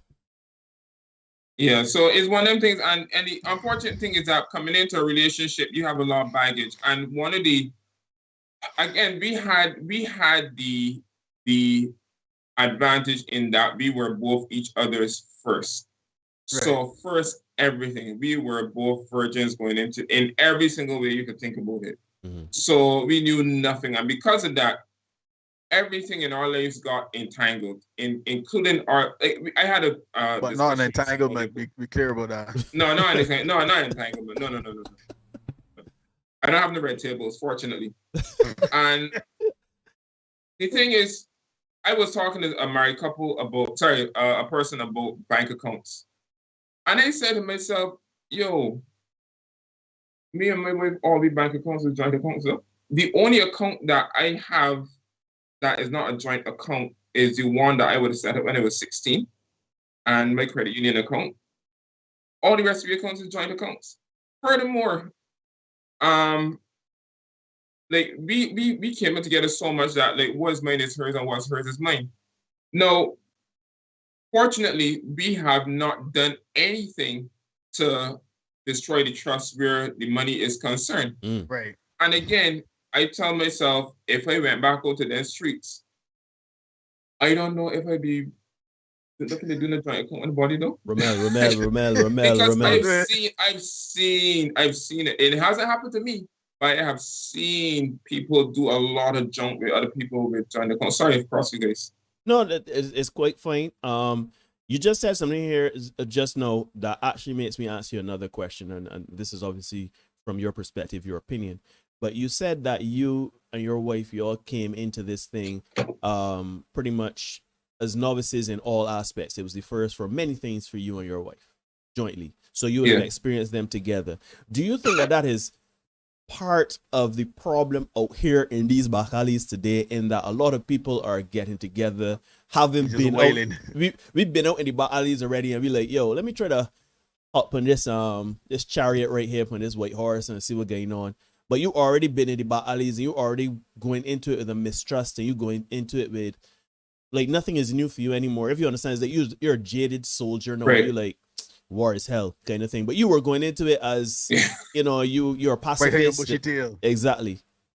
Yeah. That's exactly it. Actually, there's a school of thought, and to each his own. People say, you won't buy a car unless you test drive it.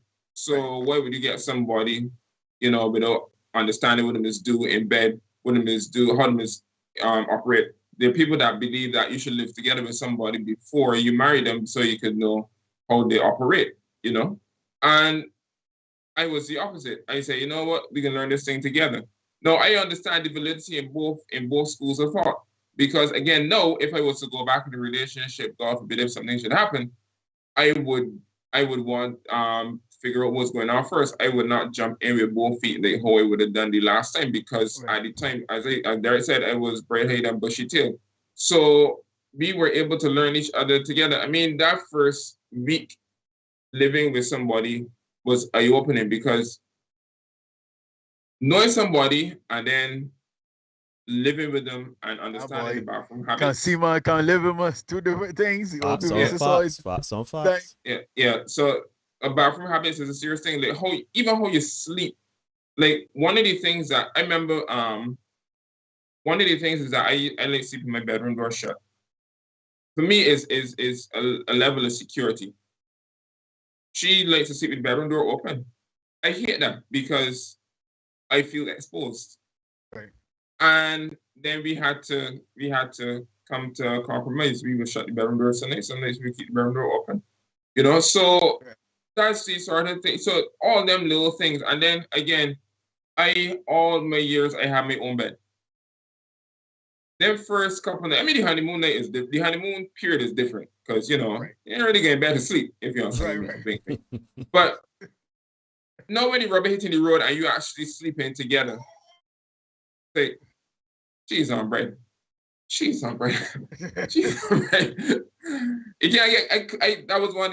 was some of the most uncomfortable sleep, because gotta get used to sleeping with somebody. Right, sharing a bed. And then what happened is that, I moved to China in my fact-finding mission to see if this is a place for she and I to live. Unfortunately, here's looking at you again, COVID, keeping me and my wife apart for all this time. When I had to sleep in a bed by myself, I didn't feel like I was sleeping in the Atlantic Ocean. I was like, jeez, they got the body bed. So no, I had to readjust. So no, again, when we come back together again, I gotta readjust again. But all these is things that you gotta consider going into a relationship. But again, I would tell people, when you get into a relationship, think about it as divorce is not an option. That's how I would look at it. Divorce is not an option. Burn the boats. And if this is not somebody that you can burn the boats with, and you can always look for escape clause, you might want to left it out. Because the other thing is that what's happening, I see a lot of times, people is getting married that ain't supposed to get married. They want some nice sinless sex, right? Especially if you're in the Christian realm. You ain't supposed to have sex outside of marriage. So, we want to have some sex. Let me get married. And you could see as the late favorite math teachers from UE, he would say a blind man on a trotting horse could see that these two people were not supposed to be together. And the thing is, you don't want to be the person to say, yeah, you really shouldn't get married to this person because You think it's supposed to get married, supposed to have a successful relationship. You can be the body that always said, hey, we're trying to get together. So you keep your mouth shut. Yeah. And you see these people are supposed to get together, but, you know, they get together and then things is going to sideways. And unfortunately, then there's a lot of emotional damage and a lot of things that could have been avoided. I said that purposely for you guys. So you have all these things happening. So you have to be very, very, very careful. That's why I tell people, when you go into relationships, you got to know who you're getting involved with, and you got to be serious about it. If you were looking to do this thing long term, it's not easy. It is not easy. It's something that you got to keep working at. Yeah, let me give you the chat. Oh yeah, go in the chat, but yeah, because I see Church making a point here. Yeah, go ahead. David, chat. Church said it's hard because you can't know a person in 2 days, weeks, months, or years. So you will never know what makes people vexed, upset, or anxious. Yeah, Victoria, she landed good. As she said, as soon as she got here, she heard Rommel preaching. Good night to everybody. Good night to you, Victoria. Marley is saying when you tell someone to stop crying, that is invalidating their emotions and destroying their sense of self and identity. That's why it's abuse and neglect. It destroys. It's a slow drip destruction of the person. Kevin, I think couples should also live together before marriage. That's to your point, Rommel. You were saying you see both schools of thought. And a lot of men tend to go through that, you know, as you said, that drip. Destruction, as Marley calls it. I can tell you for a fact, right? Justin, imagine being programmed from very young to believe that you have no right to express emotion because of your gender. Yeah, that's how it goes sometimes. Marlon, you know that if you give no response, that bothers some women when they don't get a reaction. That's a fact. Marley says, my husband will push my buttons. I went to therapy and learned to control my reactions so he could no longer push my buttons to get a reaction. We talk about that all the time in terms of getting therapy, counseling, that kind of thing. And you spoke about it earlier, Neil, when you said that it doesn't seem like if those are options anymore. It's like we can either be together or we can done. We can put in that hard work in between. Josh, I think if both persons can't talk about themselves to their partners, it is a big red flag. A ring will never make a man open up.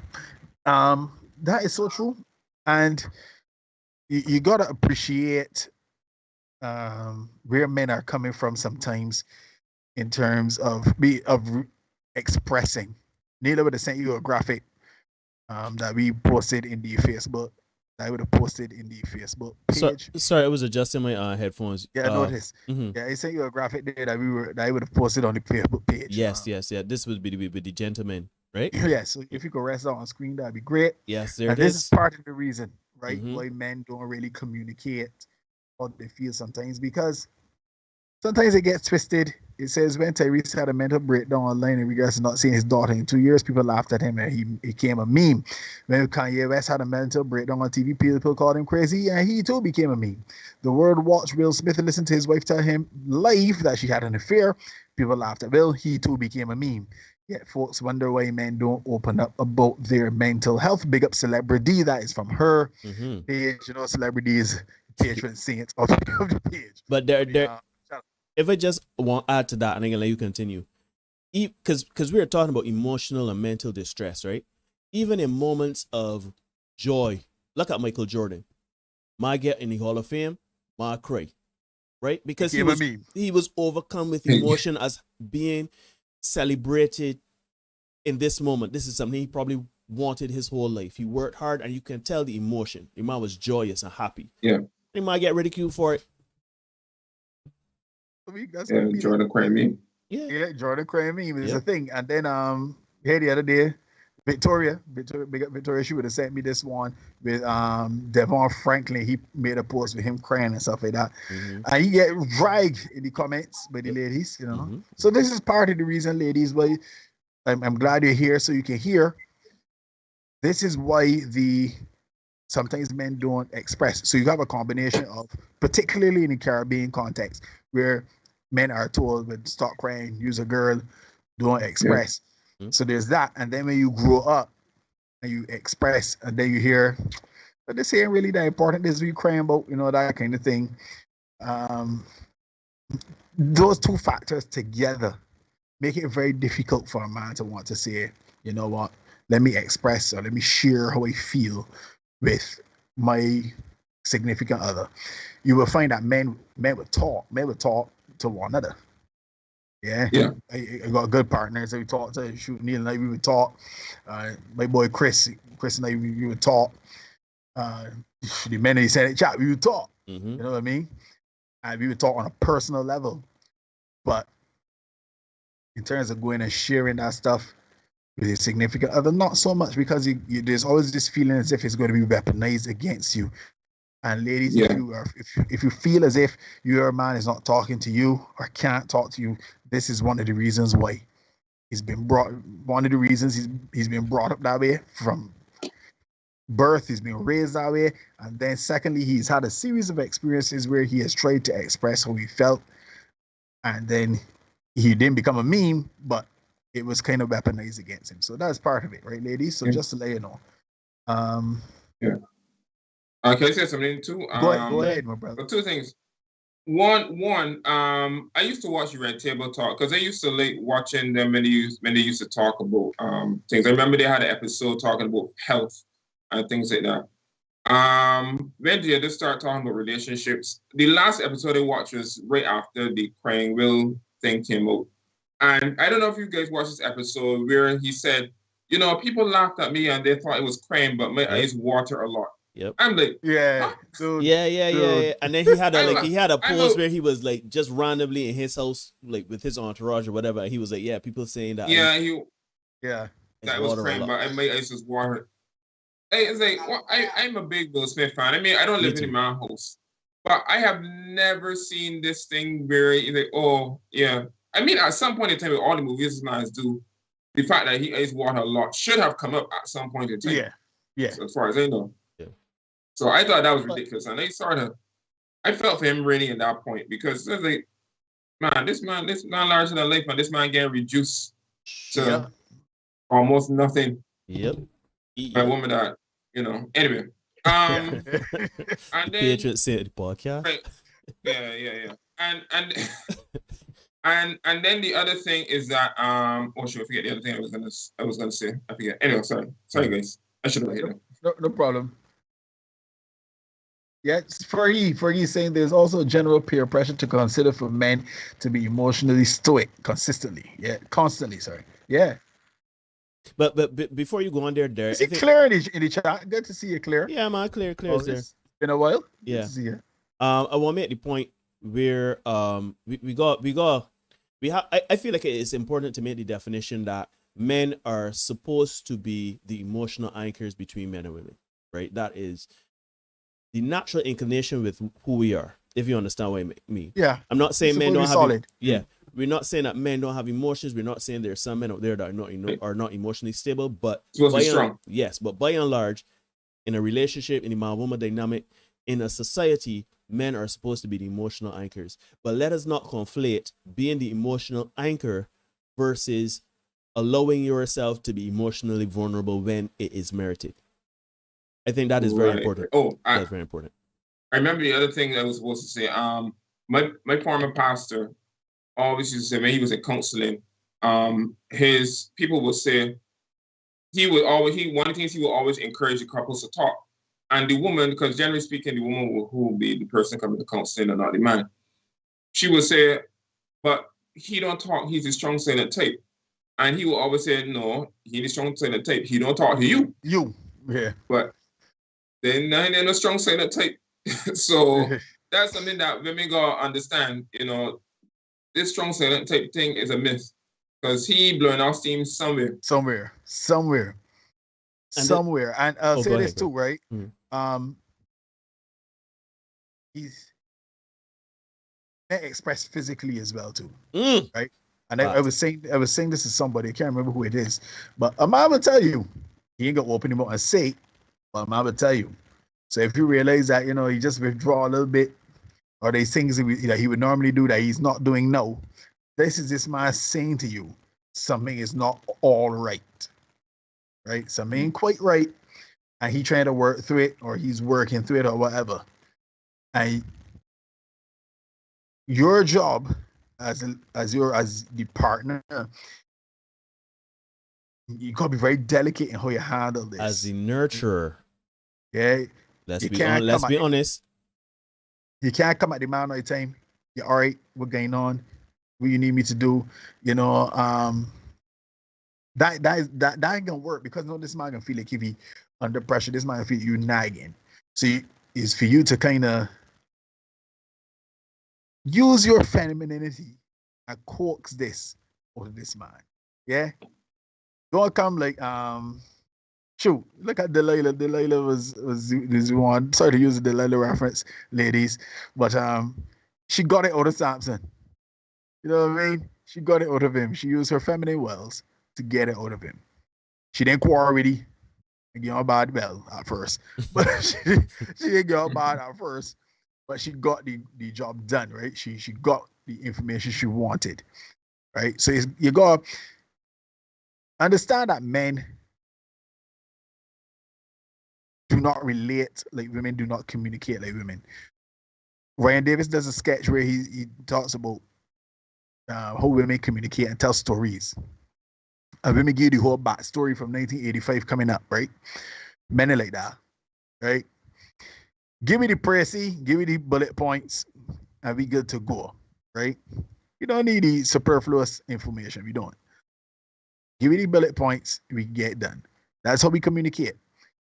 So you gotta kind of find a way. You say, baby, gotta sit down and listen through the whole backstory. And ladies are gonna put you on some game. Your man does not want to hear your story of the day. Yo, fellas, say it again. Say it again. But your it was in man, the shadows.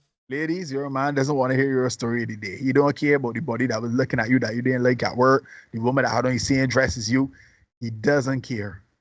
When he asks how you are doing, fellas, how was your day? I said it so that you didn't have to, right? Yeah. I said it so you didn't have to, fellas. You're welcome. Yep. You don't want to hear it, right? So if you come and you're telling him, don't give him my bail on story, give him my bullet points. How are you? How was your day? The men, we don't want to hear how the boss do this. We don't want, how was your day? My day was good, bad. I am emotionally unable. You know what I mean? Yeah, he ain't got space for that. Yeah. And when you ask your man, invariably, when you ask your man how his day was, he responds to me, it was all right. I'm sorry. And ladies with my team, it was all right. Guess what? It's all right. He make it out. He make it out. That's essentially what it means. I get home, I am done with that. Right? So you've gotten some game, ladies and gentlemen. Just so you know. I said it so that the fellas didn't have to say it. I hope your significant other is watching the podcast so she can hear it from me and not from you. You don't want to hear. Yeah, we take that bullet for you. Right? Yeah. There's also another point I want to make in terms of men. I think it's very important because big up my man, Raider, not across you. What Raider say? Raider say is the same as every day. Now, maybe it turns out the rehearsal, right? Hey, ask Raider, going on, man? Everything good? Same as every day. All right. That's Raider's response. 98% of the time. Yep. Same as every day. And that's how it goes. I want to make it. I want to also give men some advice where I understand that there's this there's the pressure when you're in a relationship to confide in your woman exclusively. You are supposed to take all of your problems to your woman at first. Like if you have a problem, she's your partner. You may be in a domestic situation. She is your number one. Sometimes your only point of venting to and talking to. I am here to tell you, as a person that has done that, don't do that. What you have to do, what I find works for me is you have to find your support system, because at the end of the day, you don't want to put all of your emotional help. You don't want to put all of your emotional eggs in that basket, and then that person, for whatever reason, she leaves. It may not even be through divorce or breakup. She may pass. You know what I mean? She may be in Rommel's situation in a whole different hemisphere in the world where you cannot run to that person and share with that person primarily. You have to find other outlets. You have to find other people. We talk about therapy all the time. We mentioned it in the space just now. Derek mentioned get a group of good guys that you could talk about, not men that can say, man, you got problems, we're going to drink a drink and do something strange with some women. No. Make sure that you have a subset of a set of support systems where you can share with people that you don't necessarily have to run to one singular person. Let me deal with this interloper here. Yeah, man. Yeah. I want to say something too.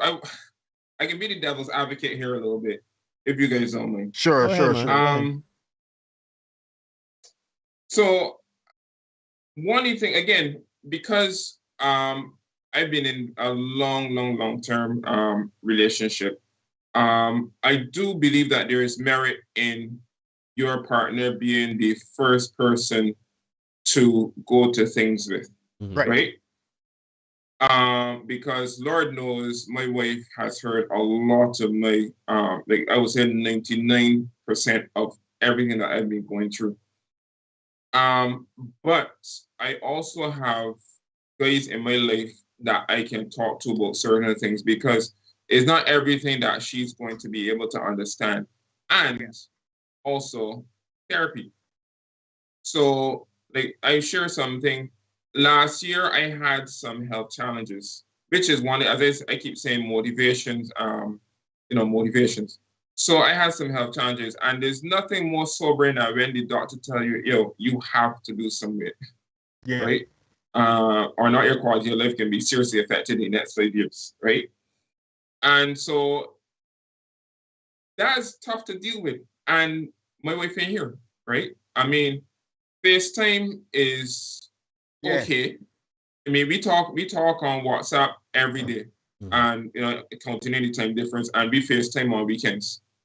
But you need somebody to chat with. Unfortunately, I found a counselor, and unfortunately, counselor cannot be physically here. But I found a counselor, and I went through some therapy to talk about things as a man that my wife would not be able to address because she is not a man and she would not understand what I'm going through. So it's important. So that's what I would say. I sort of on the fence where I understand if you're in a relationship and the relationship fresh and new, even 2 years in, the inclination to share everything is not always going to be there. But I would like to think certainly after 17 years, I should be able to share things. But I do understand that there is merit in finding an exterior source, for want of a better word. And the other thing is that I laughed when you said you don't always want to hear your wife dead. You don't want to hear your partner's dead. And it's true. But you see, the problem is that sometimes I go vent about my day. Yeah. And I know that she ain't really want to hear my day. So I gotta sit down and I gotta listen to her day. Because just in case. But that's the thing, and I learned to listen and take in what she's telling me. No, in the beginning, somebody told me, an older couple told me, the same way you already want to hear your partner dead, she already want to hear yours.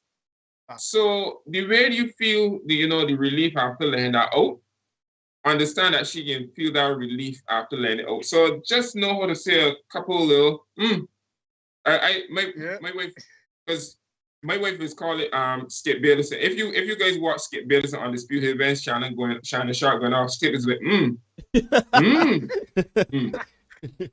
That's my guy. And my wife would say, yeah, and unfortunately, because my wife she don't watch it, but she's hear it because I watch Skip Bayless and Shannon Sharp. She would tell me, Rommel, stop Skip Bayless in me. She actually says that because I'm like, And unfortunately, because we've been together so long, she knows how to call me out on when I tune out.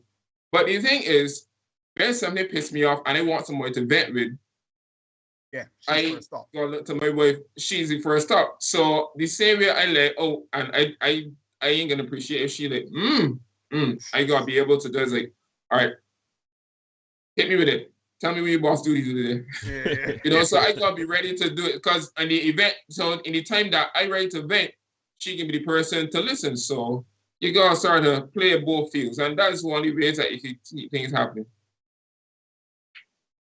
Yo, we having a very interesting conversation tonight on the Senate podcast. Like, share, comment, subscribe. As you come in, hit the like button, hit the subscribe button, hit the notification bell as well on your way in, right? I see Erica is asking. Erica has landed. Good night to you, Erica. Good night, Erica. How is it healthy for a relationship not to confide with your significant other? We're not saying don't do it at all. We're saying have other options. We're not suggesting, because Marley is making the comment, if they can't vent to you, they're going to find someone else to vent to. And while that sounds innocent on the outset, I know how women process, and that sounds very loaded. And we're not suggesting that he finds somebody outside of the marriage to confide in, because you know how it goes, men and women confiding in each other. We're not suggesting that. We're suggesting talk to your boys, talk to a therapist, talk to your counselor, talk to your priest and your pastor.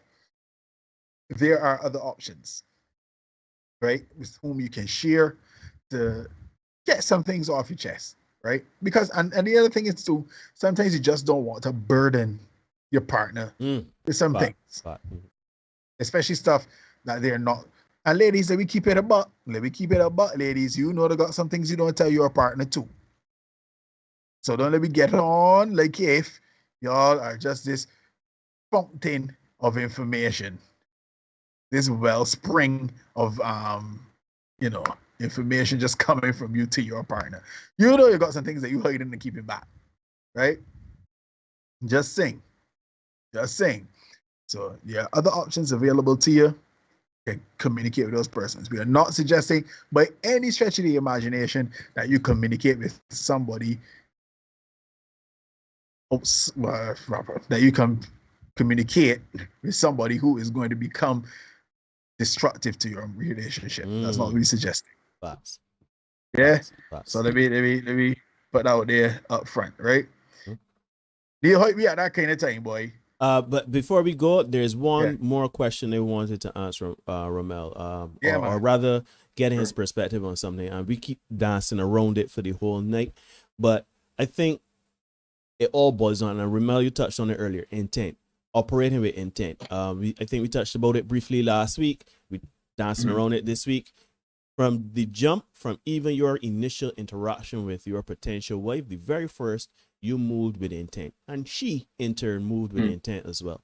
Speak to how important it is, because we're talking about divorce now, and obviously when we talk about divorce, at some point that intent to foster the relationship and to kind of move in unison or to fix whatever the intent to work on the relationship has gone.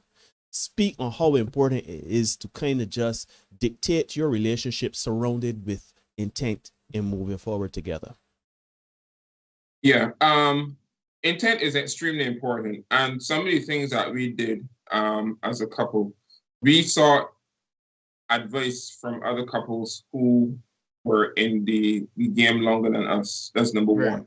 We went to a lot of marriage seminars. That's where we learned one of the most important things, the courageous conversation. Somebody asked me how the courageous conversation works, so I didn't get into it. So a courageous conversation is a conversation. You have to be courageous, and you have to. This is a conversation you have where you share with your partner something very deep and something very personal. It could be something that you did, something you experienced, something that the person did to you, and it hurt you and it caused some sort of pain, right? And I used the example like last week when you find yourself being attracted to somebody that is not your partner, because that's another thing that happens. It will happen, but attraction is not cheating. What happens is that when you are speaking, the other person is not allowed to speak, and you have to, and then because what happens is that it becomes an argument and not a conversation. Right.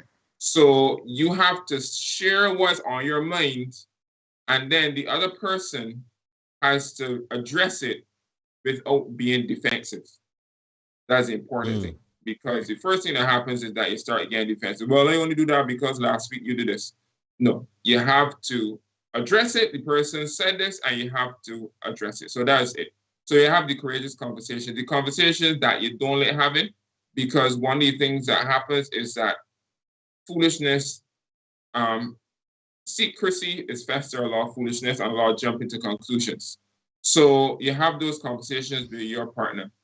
So we went to a lot of marriage counsel. We went to a lot of marriage seminars. That's the word.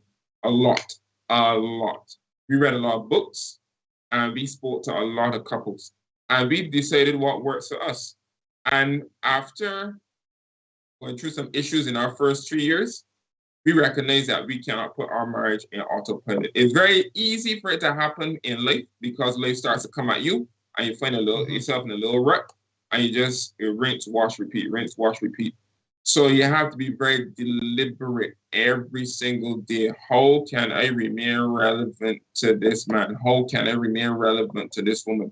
And when you move that sort of way, you understand that is how that it then becomes second nature. It's not easy to do, and I can tell you it is not easy, because one of the things that I recognize in marriage counseling is that I'm a selfish person, and I blame everybody for my mistakes.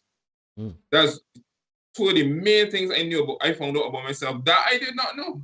I did not know this before marriage counseling, right? So once I address those issues and move forward, and so that we can work together, that is how we were able to have a successful and continue to have a successful marriage, and do things to continue to keep the light of each other's eyes, for want of a better word. And it's a little more difficult, us living apart. I would tell you guys, I don't recommend long distance relationship. We're making this thing work,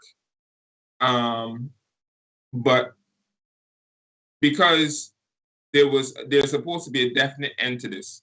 But if you're going overseas and you don't know when you're coming back, or your wife going overseas and she don't know when she's coming back, unless you have to have, because you think, as I said, we living apart, this was not supposed to happen. We were not supposed to be apart for this long. I was supposed to come, and then she was supposed to join me. Or if I came to China and things didn't work out, I would have come back to Barbados.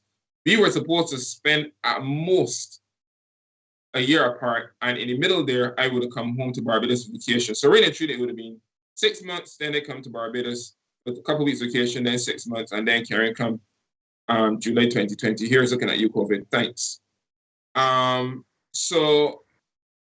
But we working to make it happen. And again, we have to be intentional about everything. Sure. So that's why every day we talk online. We talk, even if every single day at 11 o'clock, I will send her a voice note. And 11 o'clock for me, 11 o'clock in the morning for me, 11 o'clock at night for her.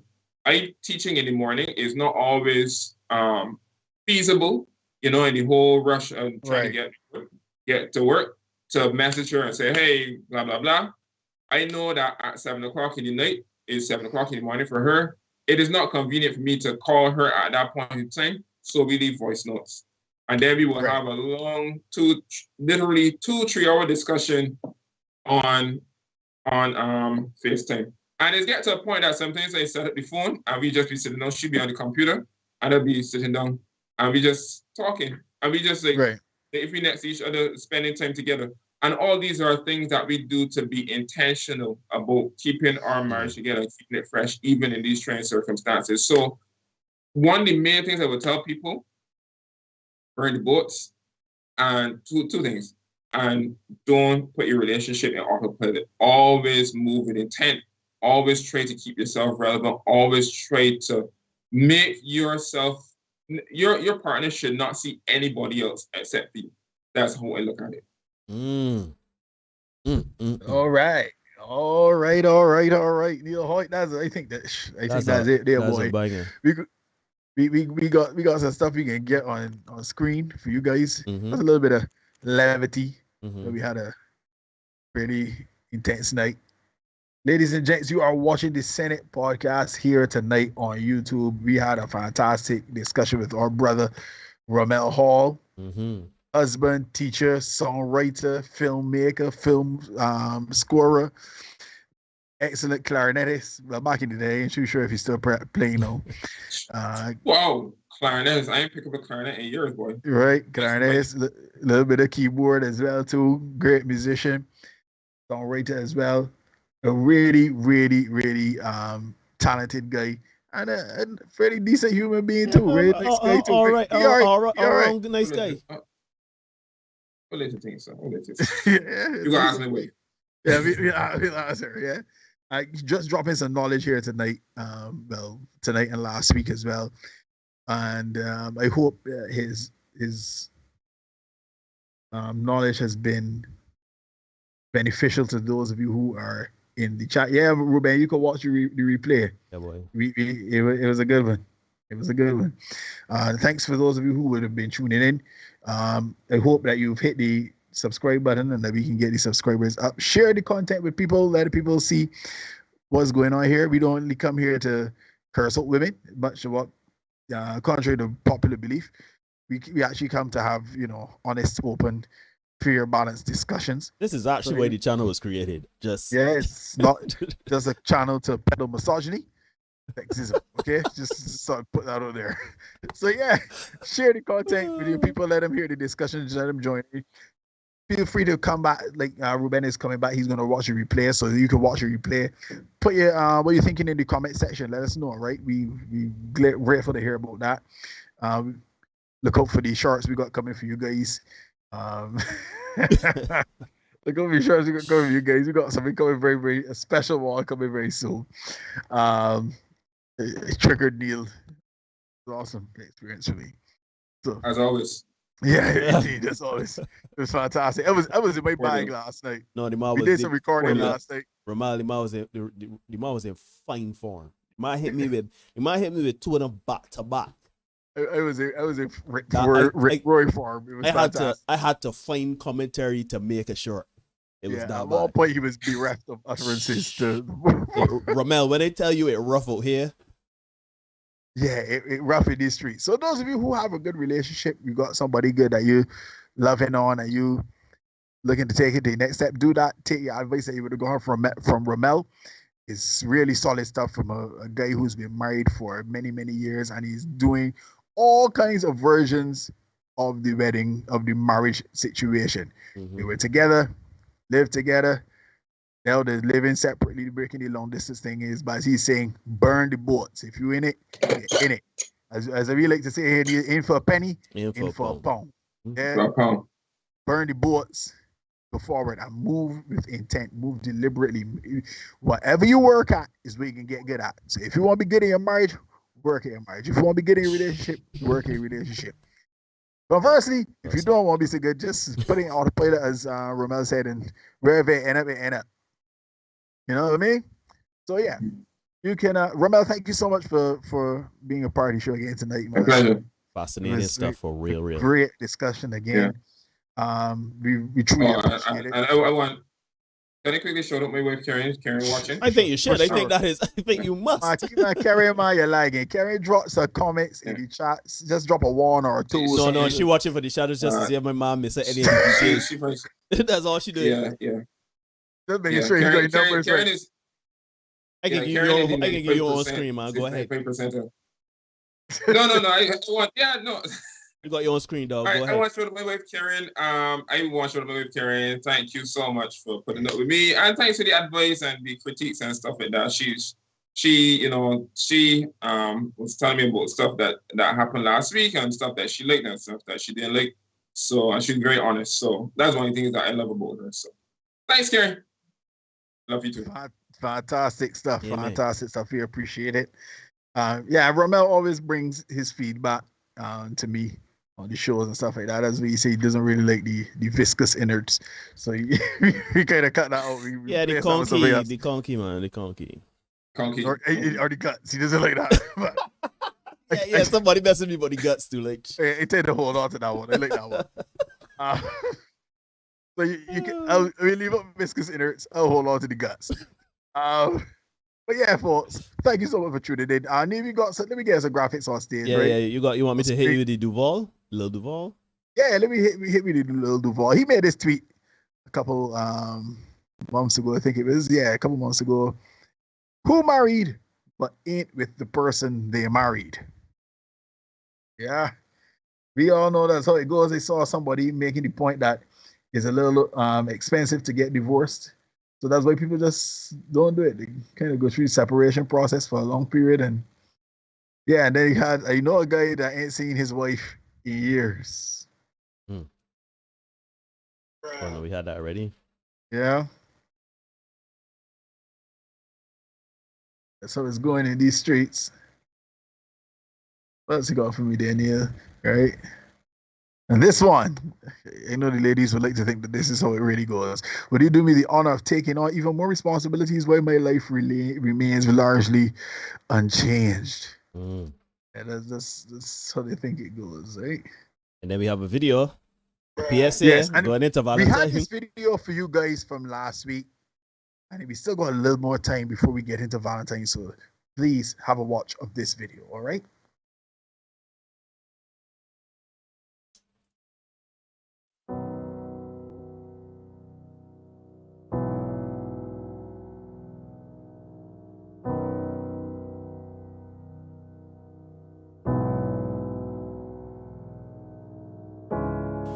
Hi, I'm Marlon Focus. Ladies, with a small donation this Valentine's, you can finally let your man know that he's loved, appreciated, and valued. By simply purchasing a gift no less than $10,000, you can end the depressing and outdated cycle of giving pum-pum as a gift. Only a real woman can end the cycle. You can end the depressing and outdated cycle of giving pum-pum as a gift. Only a real woman can end the cycle.